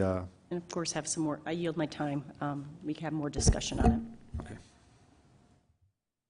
Jason Solomon. Thank you, Mr. Mayor. May I direct a question to Vicki Fisher, please? Yes. While she comes up here, I will just say y'all have put us in a pickle. This is, I think Laura or Alderwoman Armstrong really articulated well. We definitely want to see the development in Rapid City and understand the concerns of the homeowners. And so this is not an easy decision, to say the least. But Vicki, I don't know where all of this is going to go, but one of the compromises that has been discussed at Planning Commission that I sat at was the idea of going to 3 stories instead of keeping the current ordinance, which states basically 3 stories versus 4. If that was going to be an option that's on the table, and I'm not sure if it is, but if it were, are there other things we have to keep in mind? Will we have to deny this and have it come back forward, or are there other exceptions we have to make in order to achieve that? Because my guess is they have a certain number of units, 300, 350, whatever units they need to make this pencil out. This is not a charity. They got to run a business. And so I want to respect that. But if they were to do 3 stories and have to change or alter their plans, my question is, are there other things we have to take into consideration? So the application before you is an initial plan development to solely consider the height exception. If the height exception is denied, then this evening, Mr. Samuelson requested an additional exception, which is to allow 4 stories and to allow the garages in the front yards, because right now the ordinance would not let those garages be in the front yard. So if it's your desire to say, we are in support of the apartments at this location, but it has to meet all of the design standards set forth by the ordinance, they still, regardless, need to bring in a final plan development. And what will truly dictate the density at that point will be once they provide the minimum parking, the minimum square footage per unit, and meet all the setbacks, they kind of have to do the math backwards, and that will identify how many units would be appropriate for 3-story structures. Okay. And Mr. Samuelson, would you or a representative be willing to visit on this? Thank you, Ms. Fisher. You know, you've heard the comments tonight, and I've only got a couple of minutes here, but a couple of things. One, are you open to any compromise? If so, would a continuation help you? 2, if not, and this goes down, what would you plan to do with the area, I guess, if you don't mind? Yeah, good question. So, I mean, we're willing to compromise in the standpoint that we'd look at a 3-story, 4-story mix. So what we, I guess, have thought about would be is if we were to change a couple of the buildings. I don't know, I got the site plan, I don't know if people have the site plan up. But basically the buildings that would parallel the roads, we could potentially do 3 stories, but then also do 4 stories. If it were denied, I guess, to do all, or we had to do all 3 stories, given kind of some of the zoning and the cost of everything, because we are originally from Sioux Falls, so we are used to flat land. And this topography here just would not, it doesn't render a building very well. I mean, it's a very nice looking area. We could flatten it out and kind of create a hill in some areas, but as far as the cost in comparison to the land, to be able to accommodate another building in there. But if we made this building, I guess, 3 stories or something, and then we're able to maintain the rest as a 4-story or something, I guess we would compromise in some of that area, but as far as to be able to say all 3 stories, we couldn't, yeah. We'd have to add a whole nother building. Okay. And, you know, this land is not cheap, so. No, it's not. And I appreciate you looking into that and being willing to be a little bit flexible. Because at the Planning Commission, I mean, it was kind of brought up. We looked at it a little bit deeper and just cannot, we would probably have you deny it all, so. Thank you. You know, the point being, this area is going to develop, and that idea, I mean, this is an awesome area, and you have awesome properties, but this area is going to develop. The question is how it's going to develop, and I think if you're willing to be a little bit flexible, that might be helpful to us. Because, I mean, I would like to say, I mean, the current zoning is for 4 stories. Yeah.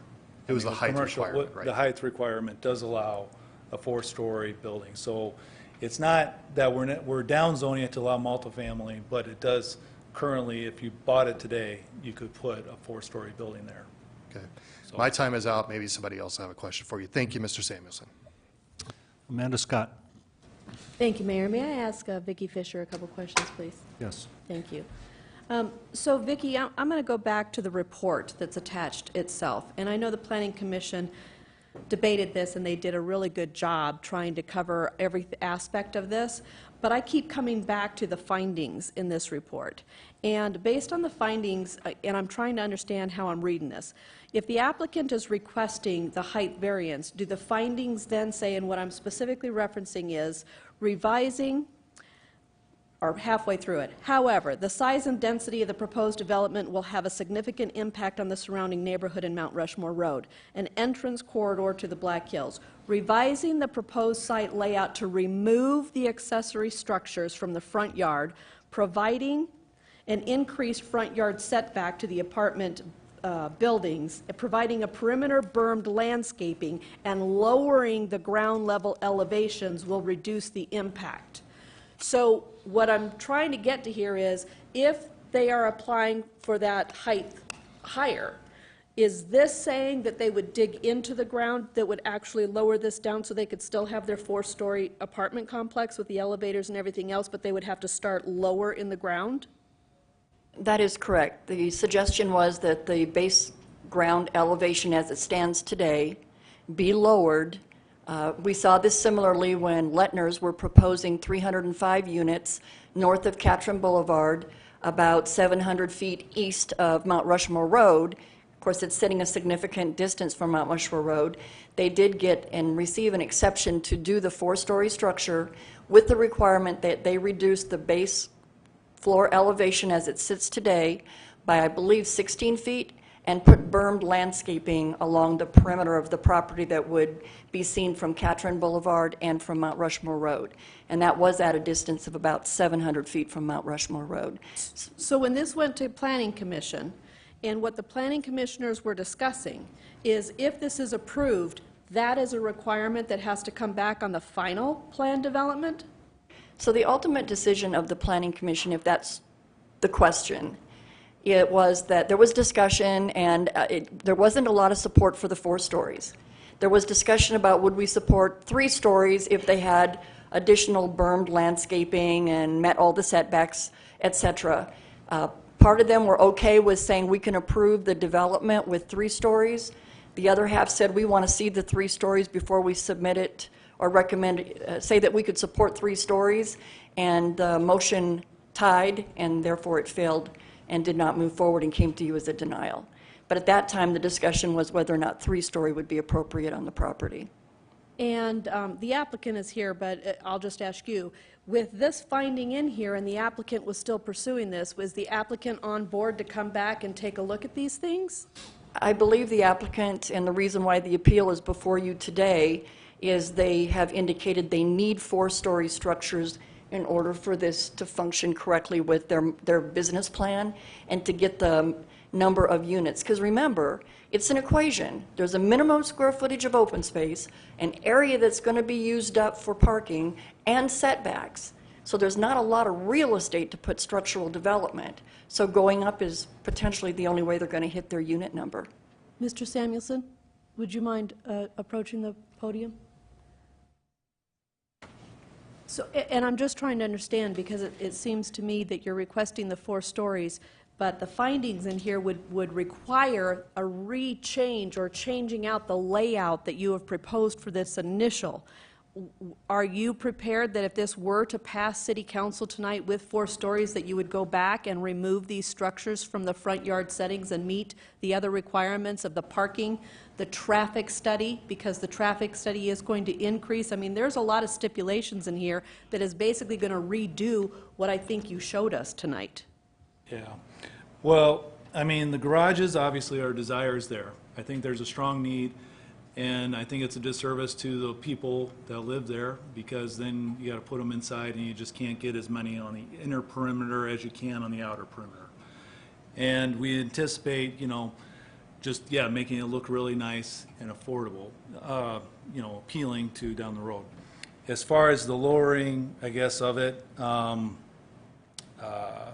yeah, I guess the 16 feet, I did not, honestly, I guess, I don't know. I'm going to have Ski talk about that, because that would be pretty aggressive on that part, the lowering of 16 feet.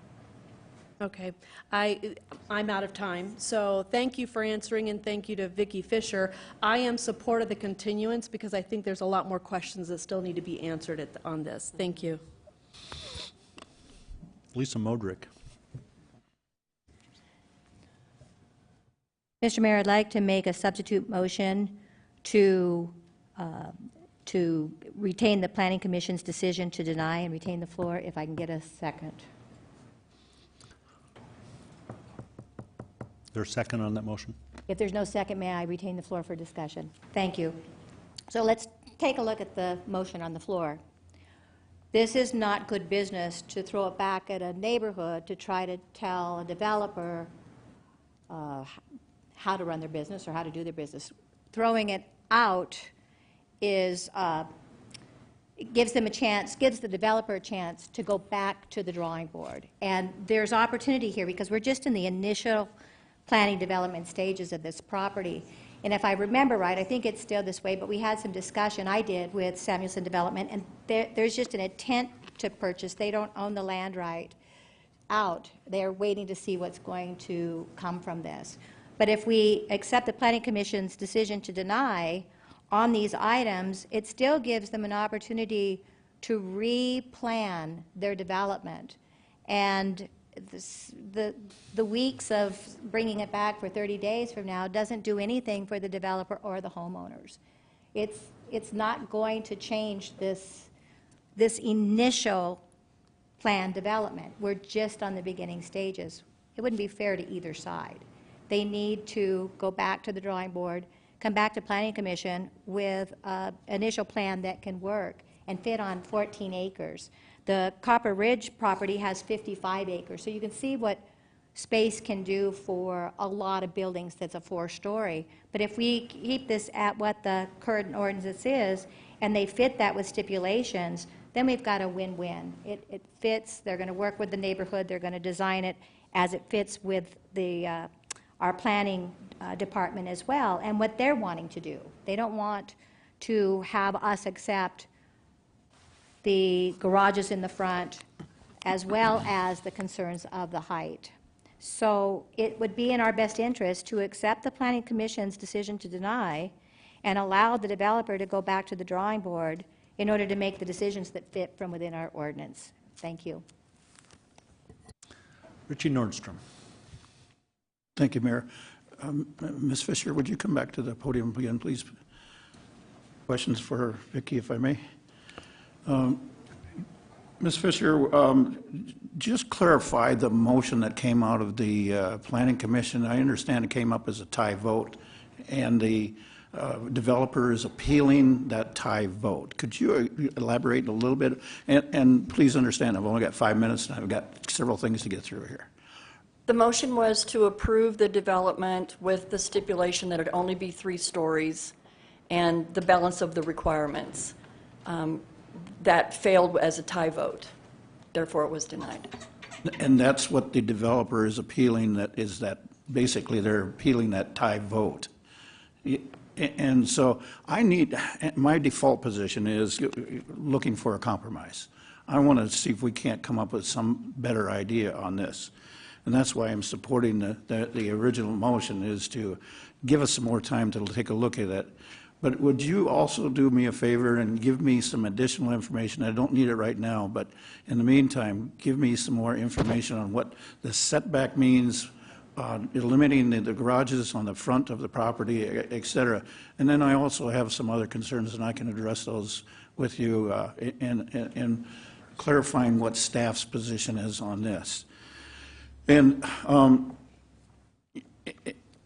if you could also provide additional information about the height requirement, and there was some comments made earlier by the citizens that had the height restriction, and apparently there's some setbacks on other property that's similar to this area, or other large property. Are there large development in this area that has larger setbacks than this property? Could we see that information? I believe it's within our links right now that we have that, but I just need a clarification on that. And then also that clarification of that picture that we have where the height shows in comparison with this church steeple as well. Because I believe the citizens brought that concern up as well. And then does that make it clear to you what I'm looking for? I believe so. It's in the report, but I can bullet the information for you. Thank you. And if I may ask a question of Mr. Kostanowski, please. Mayor? Yes, it's okay Yes. with me, if it's okay with him. Good evening. Good evening, Larry. Mr. Kostanowski, good evening. I thought we figured this out a couple of years ago, Richie. I am still working on it. I see that. Where I'm have a question for you, because I haven't had a chance to talk to the EPA because they're all furloughed now, and I don't have a good answer. And I was wondering if you could find out for me. In the meantime, there is an injection well on that old Coleman Frizzell property. Could you supply that information and what the status of that well is? And again, I don't need the answer right now. Region 8 has cleared it. The EPA has cleared it. Okay, we have emails going back, I don't know, a few months ago, produced by the seller's agent, and I've looked at them all. And it went through the formal process with both EPA and DENR. So they have formally closed out Okay. that. Have you got that documentation? Not with me, no. No, that's fine. If you But could I don't know provide- if the staff has it or not, I'm not sure. Okay. And that's what I'm interested in as well. And I understand that the surface soil has also been remediated as well. Have you got documentation on that as well? As far as I can tell from EPA's comments, that there wasn't anything needed for the surface because they contained everything in this injection well system. And quite frankly, it simply went into the city's wastewater system because it was not process water, it was domestic use water. That part of it is correct, but the injection well is separate issue, so I'm just needing verification of what that status is. We are concerned about that too, of course. Yes. Okay, as far as the composition of whatever that liquid I'm out was. of time. And Larry, I'm out of time. I apologize. Sorry. And I do want to thank everybody that gave me information and provided information for me. So I look forward to having additional information provided. So again, without going through the long list of names, thank you for everybody for providing information to us. Thank you. You. I know you guys are particular about time, but I'm going to need, so if the continuation does not pass, and it actually is denied, would you still need that information because there's no longer an item on the table if it's denied, as Councilperson Modrick suggested? So I'm going to wait and see how it turns out, right? I think. Yeah, we'll see how this motion does. Yes, sir. And, substitute motion, so I believe we'll be back to the original motion if it fails. So let's hear from Darla Drew now. Thank you, Mayor.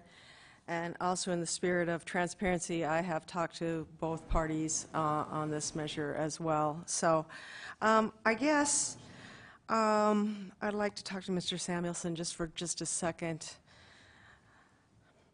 So when we're looking at this continuation and we're thinking of some kind of a compromise, we're thinking of maybe just the first building that is towards Highway 16 being 3 stories and the rest remaining in the 4 stories? Is that what I'm... Well, yeah, we could, it would be, I guess, the two basically parallel to the road. So there'd be the one that goes north and south along 16, and then the one that goes east and west along Fox Road. Because I want to see the 4 stories, actually. You know, I know why the aesthetics and the comprehensive plan and that kind of argument is being made. Okay, I don't know that 3 and 4 stories is that big of a deal to me as far as what I can see, but that's a valid argument. But I'd like to see the 4 stories because of the elevator access for seniors and disabled people. We don't have enough of those in the higher income type of apartments that you guys are going to create. So that's what I would like to see, the mixed use of not only the 3-story, but the 4-story as well. That's what's important to me here is access. Yeah. No, and that's what we want to, so. Yeah, so I understand, you know, that you want an answer tonight. It's probably not going to happen. I think Councilwoman Armstrong's plan to, you know, maybe push this down the road a little bit and have another look at it is our best way forward. Because I think I want to respect the vistas, I want to respect the homeowners, but I also want to get places where people can live, and whether you're a senior or a disabled person, you should have access. Thank you. Can I ask a question, or real quick? Huh? You want to say Well, something about that? I guess I just have a question, I guess not directly to you. But if it gets, I guess if we're redesigning it and we kind of come back, I mean, there's some buildings and some other stuff. If it was denied, would that mean that we could still come back with a 4-story option and work through, I guess, exactly all the criteria? Or is it a denial of 4 stories altogether? No. I don't know if I'm the right person to answer that, but I would. My feeling is that it's you know, it's up to Vicki and that group to understand how this can go forward. Vicki, did you hear the question? No, his consultant was talking in my ear. If he goes ahead and does this 3-story, 4-story compilation, and he comes back, we still deny it, where does he go from there? Then he's pretty much done. So right now, the plan development, this is an initial plan development to allow an apartment project, because remember, it's got more than one residential structure, so there it is an item for a public hearing. And then the height is one of the exceptions within the plan development. So if I heard you correctly, if your recommendation is you don't support the multiple buildings that are a mix of 3 and 4 structure. I do support that. I apologize. I do support that, yes. If you do support it, then he would then, my apologies, he would then submit a final. The initial is just a concept. Before he stuck money into the design to see whether or not the soils could be lowered, to see what the drainage would be, et cetera, they wanted to determine whether or not the height would be something that council or planning commission, now council, would consider, because without it, they may not hit the numbers they need to cost flow this project. Okay, all right, thank you. Is that it? I'm done, yeah. We'll go to Steve Laurenti.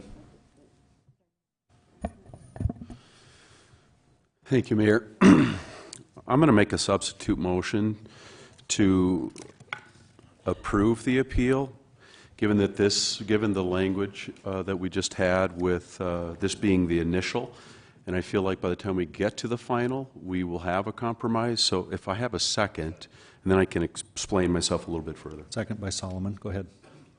Thank you, Mr. Mayor. I feel like we're debating the final development. I would like to see the development happen. I've seen their other development. It's probably one of the most attractive buildings on Highway 16. I'm going to be honest. I mean, if you drive out there and you're honest, we have large, very large brick buildings on Highway 16 that are very close to it. We've got some very large corporate headquarters. Granted, they're down in a depression. They're not at the top of a hill. I understand that. But in my opinion and in my experience, and granted, given the tie vote at the Planning Commission, I believe there is a compromise here. But I think what the council, I'm hoping what the council will see is the development here. Let's get this put together. Let's give them this initial approval and see what the developer can do before we get to the final. He has heard from the neighborhood, from the different people who have concerns. He's already stated some compromise with some of the buildings that are parallel with the highway, where they can do a mixture of 3 or 4 stories. I'd like to see that when it comes back for final, and then we can make that decision at that point. But I'd like to see the developer move forward and work with some of what he's heard in concern tonight, and I'm hoping the rest of you will support it. I yield.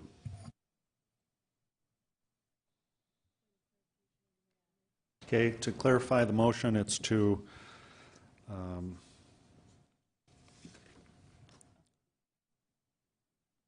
approve the appeal With the height, as written, to approve the appeal with the understanding that it's going to have to come back on a final anyway. Am I understanding that correctly? That's correct, Mr. Mayor, and hopefully we'll have a product that will make everybody happy and there will be compromise from all. So if there are other questions, I can try to answer them if you have them. Okay, let's go to Becky Drury first. Thank you, Mayor. I think we need to reiterate that we do appreciate everyone coming this evening. I mean, hearing from both sides. I streamed planning and zoning, and it was a long meeting, and this has turned into a long meeting, but that's okay because everybody's had a chance to voice your opinion, and it is interesting. It is a difficult place to be in, but I think if we do send it back and you come forth with another plan, and I would hope if you come back with 3 stories that has an elevator in it, and I don't know if that's not mandated, I guess, but I know Darla wants 4 stories because she wants an elevator. Well, I don't know why I can't put an elevator in 3 stories. That's just my personal opinion. So that's what I'm looking for. And I appreciate that the homeowners would work with the developer, and I'm appreciating that the developer, again, is listening to the homeowners. And it's nice to hear that we have nice apartments, and it's nice to hear that they're run well. And being good neighbors is what we're all here for. So thank you for coming. And I would yield the rest of my time to Mr. Solomon if he needs some time. Okay, our city attorney needs to weigh in here. Thank you, Mayor.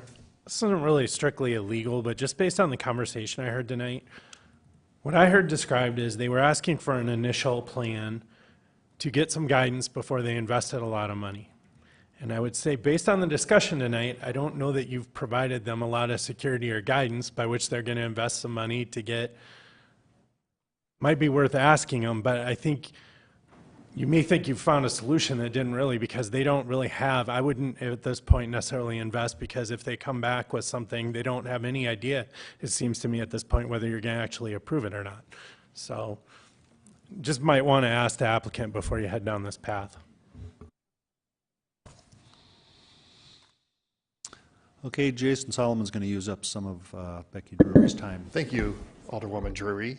And City Attorney chimed in before I was going to say that. I wanted to just clarify with Mr. Laurenti on his motion, because we do need to give them some sort of guidance, or else is it worth them going through all the process to a final development without that? So what I would support on the motion is that we approve the appeal with their suggestion of the two buildings, believe one on Mount Rushmore Road, the other one on Fox Run, is that right? Go to 3 stories and the others remain 4-story. That was the compromise they gave, but at least they had some direction of something that I would approve, because they gave a little bit. So if that's the motion that's on the table, so as our city attorney suggested, we provided guidance. Mr. Samuelson's standing up, so Mr. Samuelson, you may have some thoughts on this. Well, Obviously, it would it's your also be the property. garages. It would also be the garages. And the along garages. road. So it'd be Yeah. those two. And the garages as well. So I think if we had that, then something a little more concrete, then I really could get behind that motion tonight. Thank you. Okay, I understand Laura Armstrong is going to give some time to Amanda Scott, 2 minutes and 30 seconds. Go ahead. Thank you, Mayor. Yeah, thank you, Alderwoman Armstrong, for giving me your time, because I'm still a little confused, and I would think the applicant as well as the neighbors are still confused on this, because with the current motion on the floor, I'm reading the report per the applicant and applying to even if he gets this exception. Alderman Solomon just mentioned giving away the garages in the front of the yard. That totally flies in the face of our. Okay, so Vicki, would you mind approaching there, and Mr. Samuelson, stand by, because I know this is a lot of money, and I don't want. That's why I was in favor of the continuance, because I think there really needs to be some clarification here. Because, Vicki, on this, if the council approves this tonight, they still have to come back and for a final project development overlay, still meet all the other requirements or get exceptions to it. That is correct. So we're talking still meeting a traffic study. We're still talking they can't put the garages in the front yard because they have to come back and get an exception.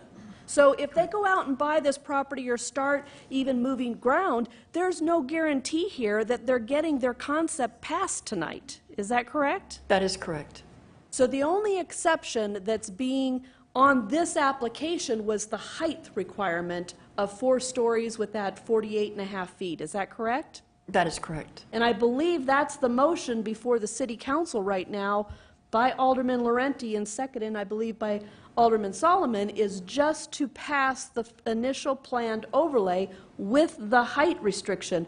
All the other things that are listed in this findings still have to be met before they could ever go forward. Well, met or get exceptions to on this. So Mr. Samuelson, at the start of his discussion earlier this evening, added another exception for you to consider. He said, in addition to the height, I would like you to grant an exception to allow the accessory structures in the front yard. So he requested that at tonight's meeting. It was not submitted as a part of the initial. We caught that the garages were in the front yards and stipulated to the Planning Commission they need to be removed. Thank you, Vicki. So I don't think this benefits Mr. Samuel. Mr. Sim, do you mind taking the podium? I just want to make sure you understand that if the City Council passes this tonight, I don't know if you still are free and clear. You still have a lot of exceptions, or you have to redesign this in order to meet the rest of the requirements in order to get this planned project. Yeah, I mean, I guess, we submitted the plans, and then, Vicki, as they said, put the garages or wrote a note in there, take it out. We would like an exception, so I guess if that means denying it, and then we come back and put in all those exceptions that we need, then I guess then we can do that. So. And I believe that was your original question, Vicki. So Mr. Samuelson's question originally when you were talking, his original question was, if City Council denies this tonight, which is what Alderwoman Modrick was trying to do, is that could he go back and resubmit this as a different planned project? I believe that was his question. Yeah. So with that, I probably way over my time. So I will yield, but I'm serious. I think the best thing might even be either to continue it or to outright deny it and let this kind of work back out, because I'm telling you, I'm pulling up the staff's report, and there's a lot of exceptions in here. And in order for you to meet every single one of these, even if you got this approved tonight, I think you're up against a wall here. Sure. Thank you. I yield. Steve Laurenti. Mr. Samuelson, before you walk away. I'll apologize for trying to move the ball forward on this field. That's why my Steelers are out of the playoffs. Wrong play. My question to you is, as the developer, and I like your development, the one that you already have, and I like what you have here. My question to you is, what would you prefer to see? Because that's what I want to try to provide, and hopefully somebody will make the motion. Would you like to have it continued and try to work it out for the 30 days, till the next council meeting, or would you rather have a denial? Well, no, this is the developer's project, so. Yeah, I mean, obviously, we want something that's going to get approved. I mean, if we're going to go to final development, I guess if we went forward, and if you guys approved it tonight, to take it to final, we would do the traffic study, we would do all those things. And then, I guess the question would be if there's additional exceptions, whether they would be then looked at and approved. So, I mean, such as the garages or some other things. We would have a better idea as to what exactly would be as we went in deeper on this. But at the same time, yeah, we don't want to spend, $500,000 on this and then get it denied. So. Correct. So is the continuation something you'd like to see? I mean, either way, you're coming back. If we deny this tonight, you're coming back with a modified development, right? Hopefully, and there will probably be exceptions there for some of the things you're wanting. Yeah. So this way it stays alive for 30 days and you're able to possibly iron out some of the things and the exceptions that you're wanting anyway. So the continuation would allow us then to, I guess, resubmit or not resubmit, but rewrite out the exceptions that were to modify if necessary, yeah, I think so. Yeah, I guess I would push it forward. Given that, I will withdraw my motion. Is that legit?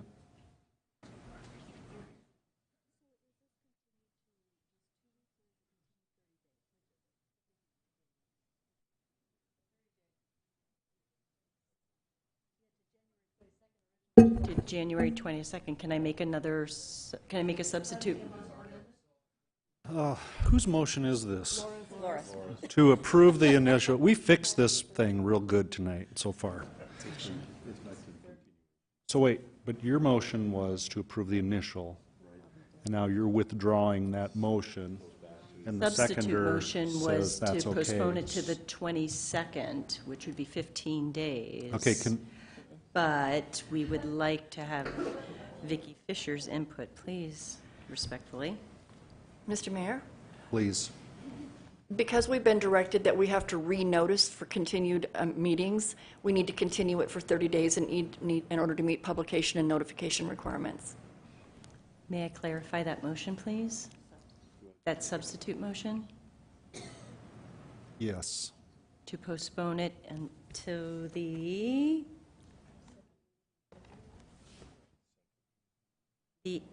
It would be the February, I guess it would be the 19th, because the 18th is President's Day. Thank you, sir. So we can all agree the motion now being made is to continue this item to February 19th, and the second agrees with that. Thank you. So the motion on the table is to postpone this till February 19th. All in favor of that, say aye. Aye. Opposed? No. 1 no. All right, that motion passes. Now, item 53. Oh, wait. 40. Item 42. Move to continue to...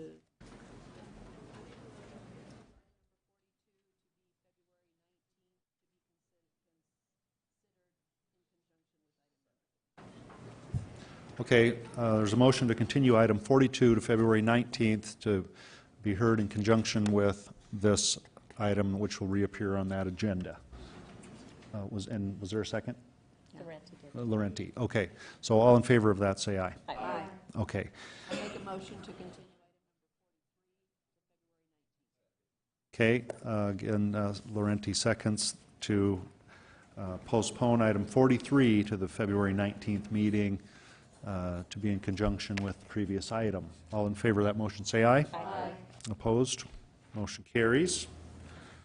Okay, now we're at 53. Appeal of Planning Commission's decision on a request by Bob Brandt for a final plan development overlay to allow an oversized garage for property generally described as being located at 1780 Skyline Ranch Road. Lisa Modrick. Thank you, Mayor. I want to make sure I get this in the right order. I want to make a motion to deny the oversized garage. Second.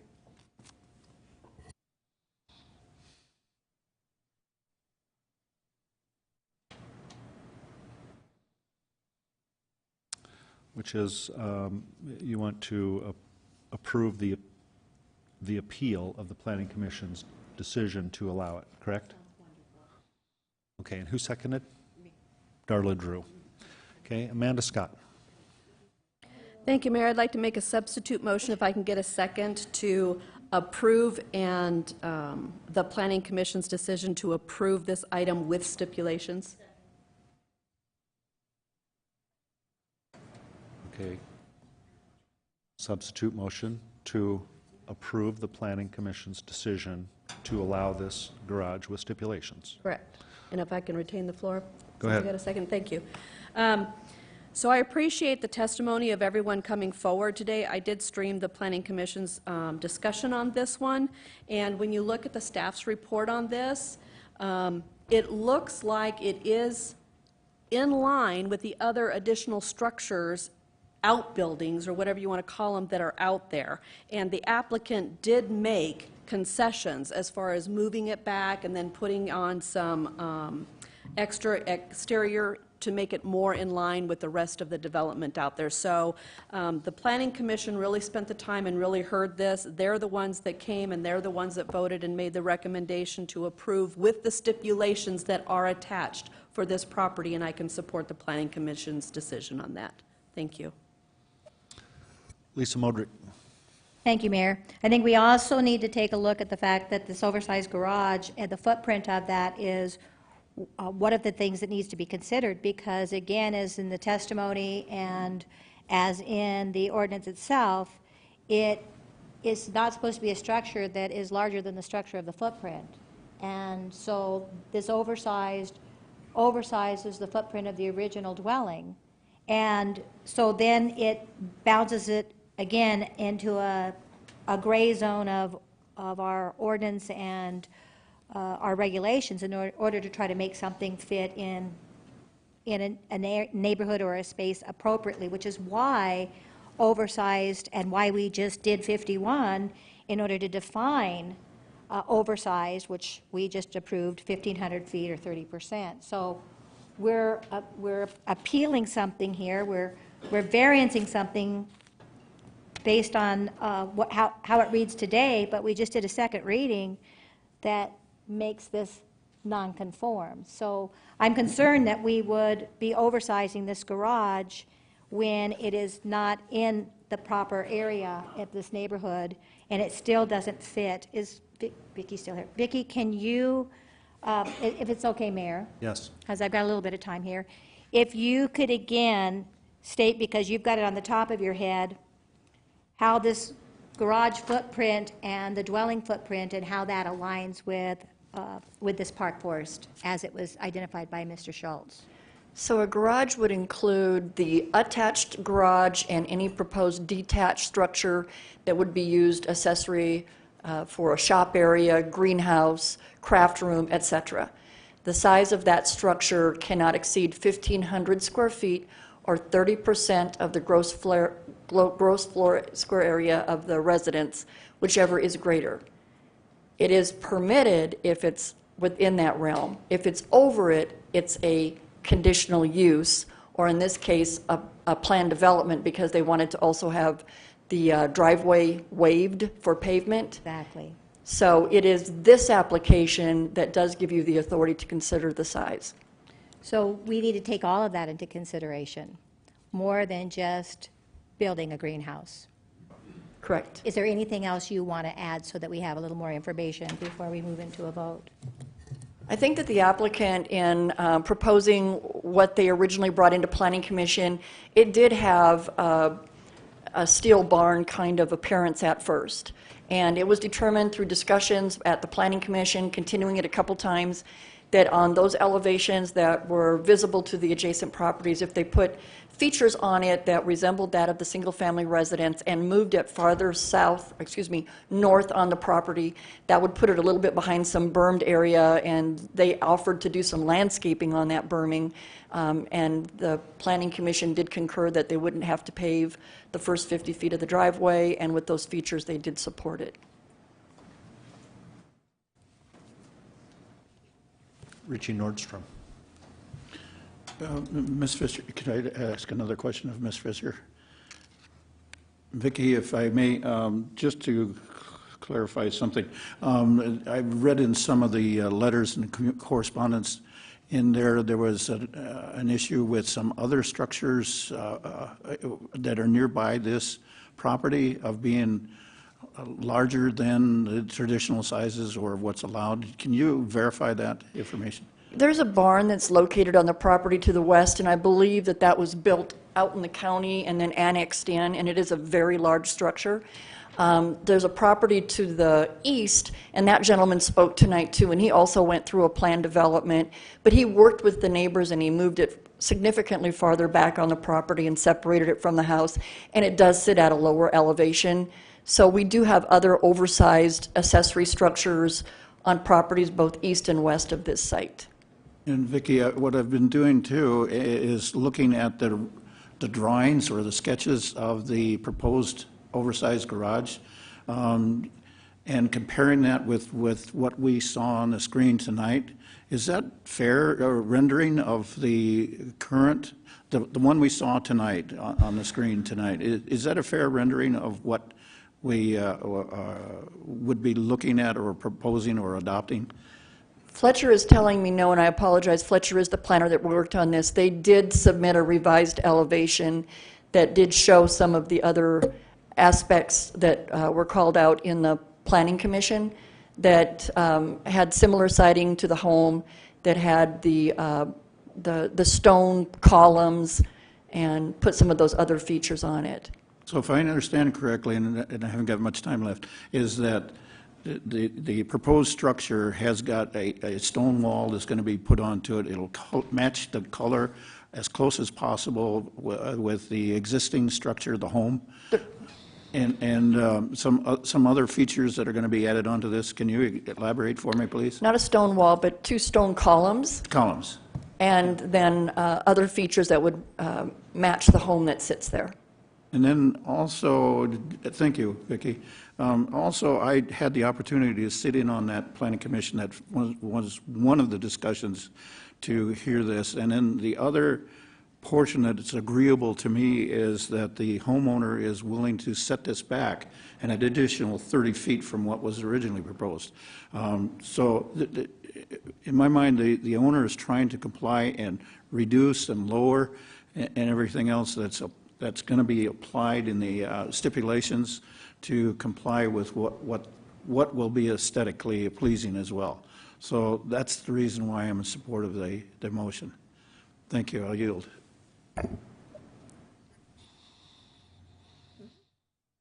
Okay, well, the motion on the floor is to approve. Uphold the Planning Commission's decision to approve this with stipulations. All in favor of that motion say aye. Aye. Opposed? No. That motion passes with 1 no. Thank you everyone for coming. Appreciate that. And now the next item is executive session to consult with legal counsel about pending litigation pursuant to SDCL 1-25-2 subsection 4. May I have a motion? Motion to moved into executive session. Motion by Laurenti, second by Scott to go into executive session. All in favor say aye. Aye. Opposed? We're in executive session.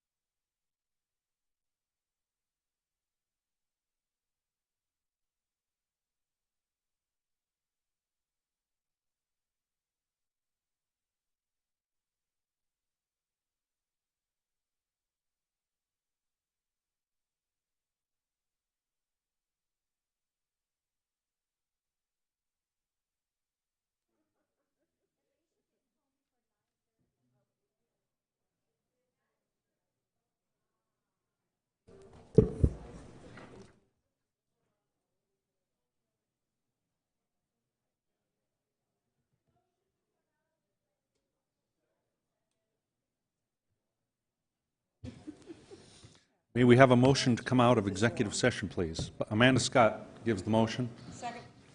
Second, Darla Drew. We'll go to Steve Laurenti.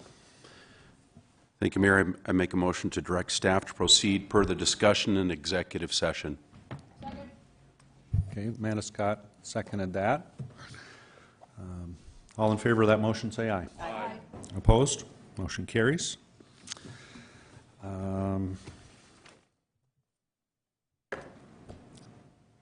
Item 54, bill list.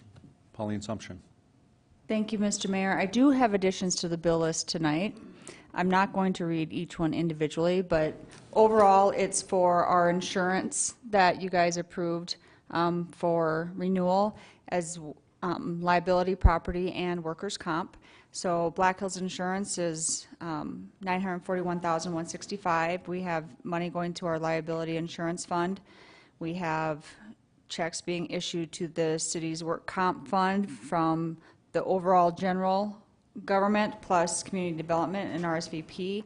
We have airport liability premium going to IARC, as well as the work comp premium for the general to IARC, as well as the community development and RSVP. So really the new total that is before you is $6,283,656.14.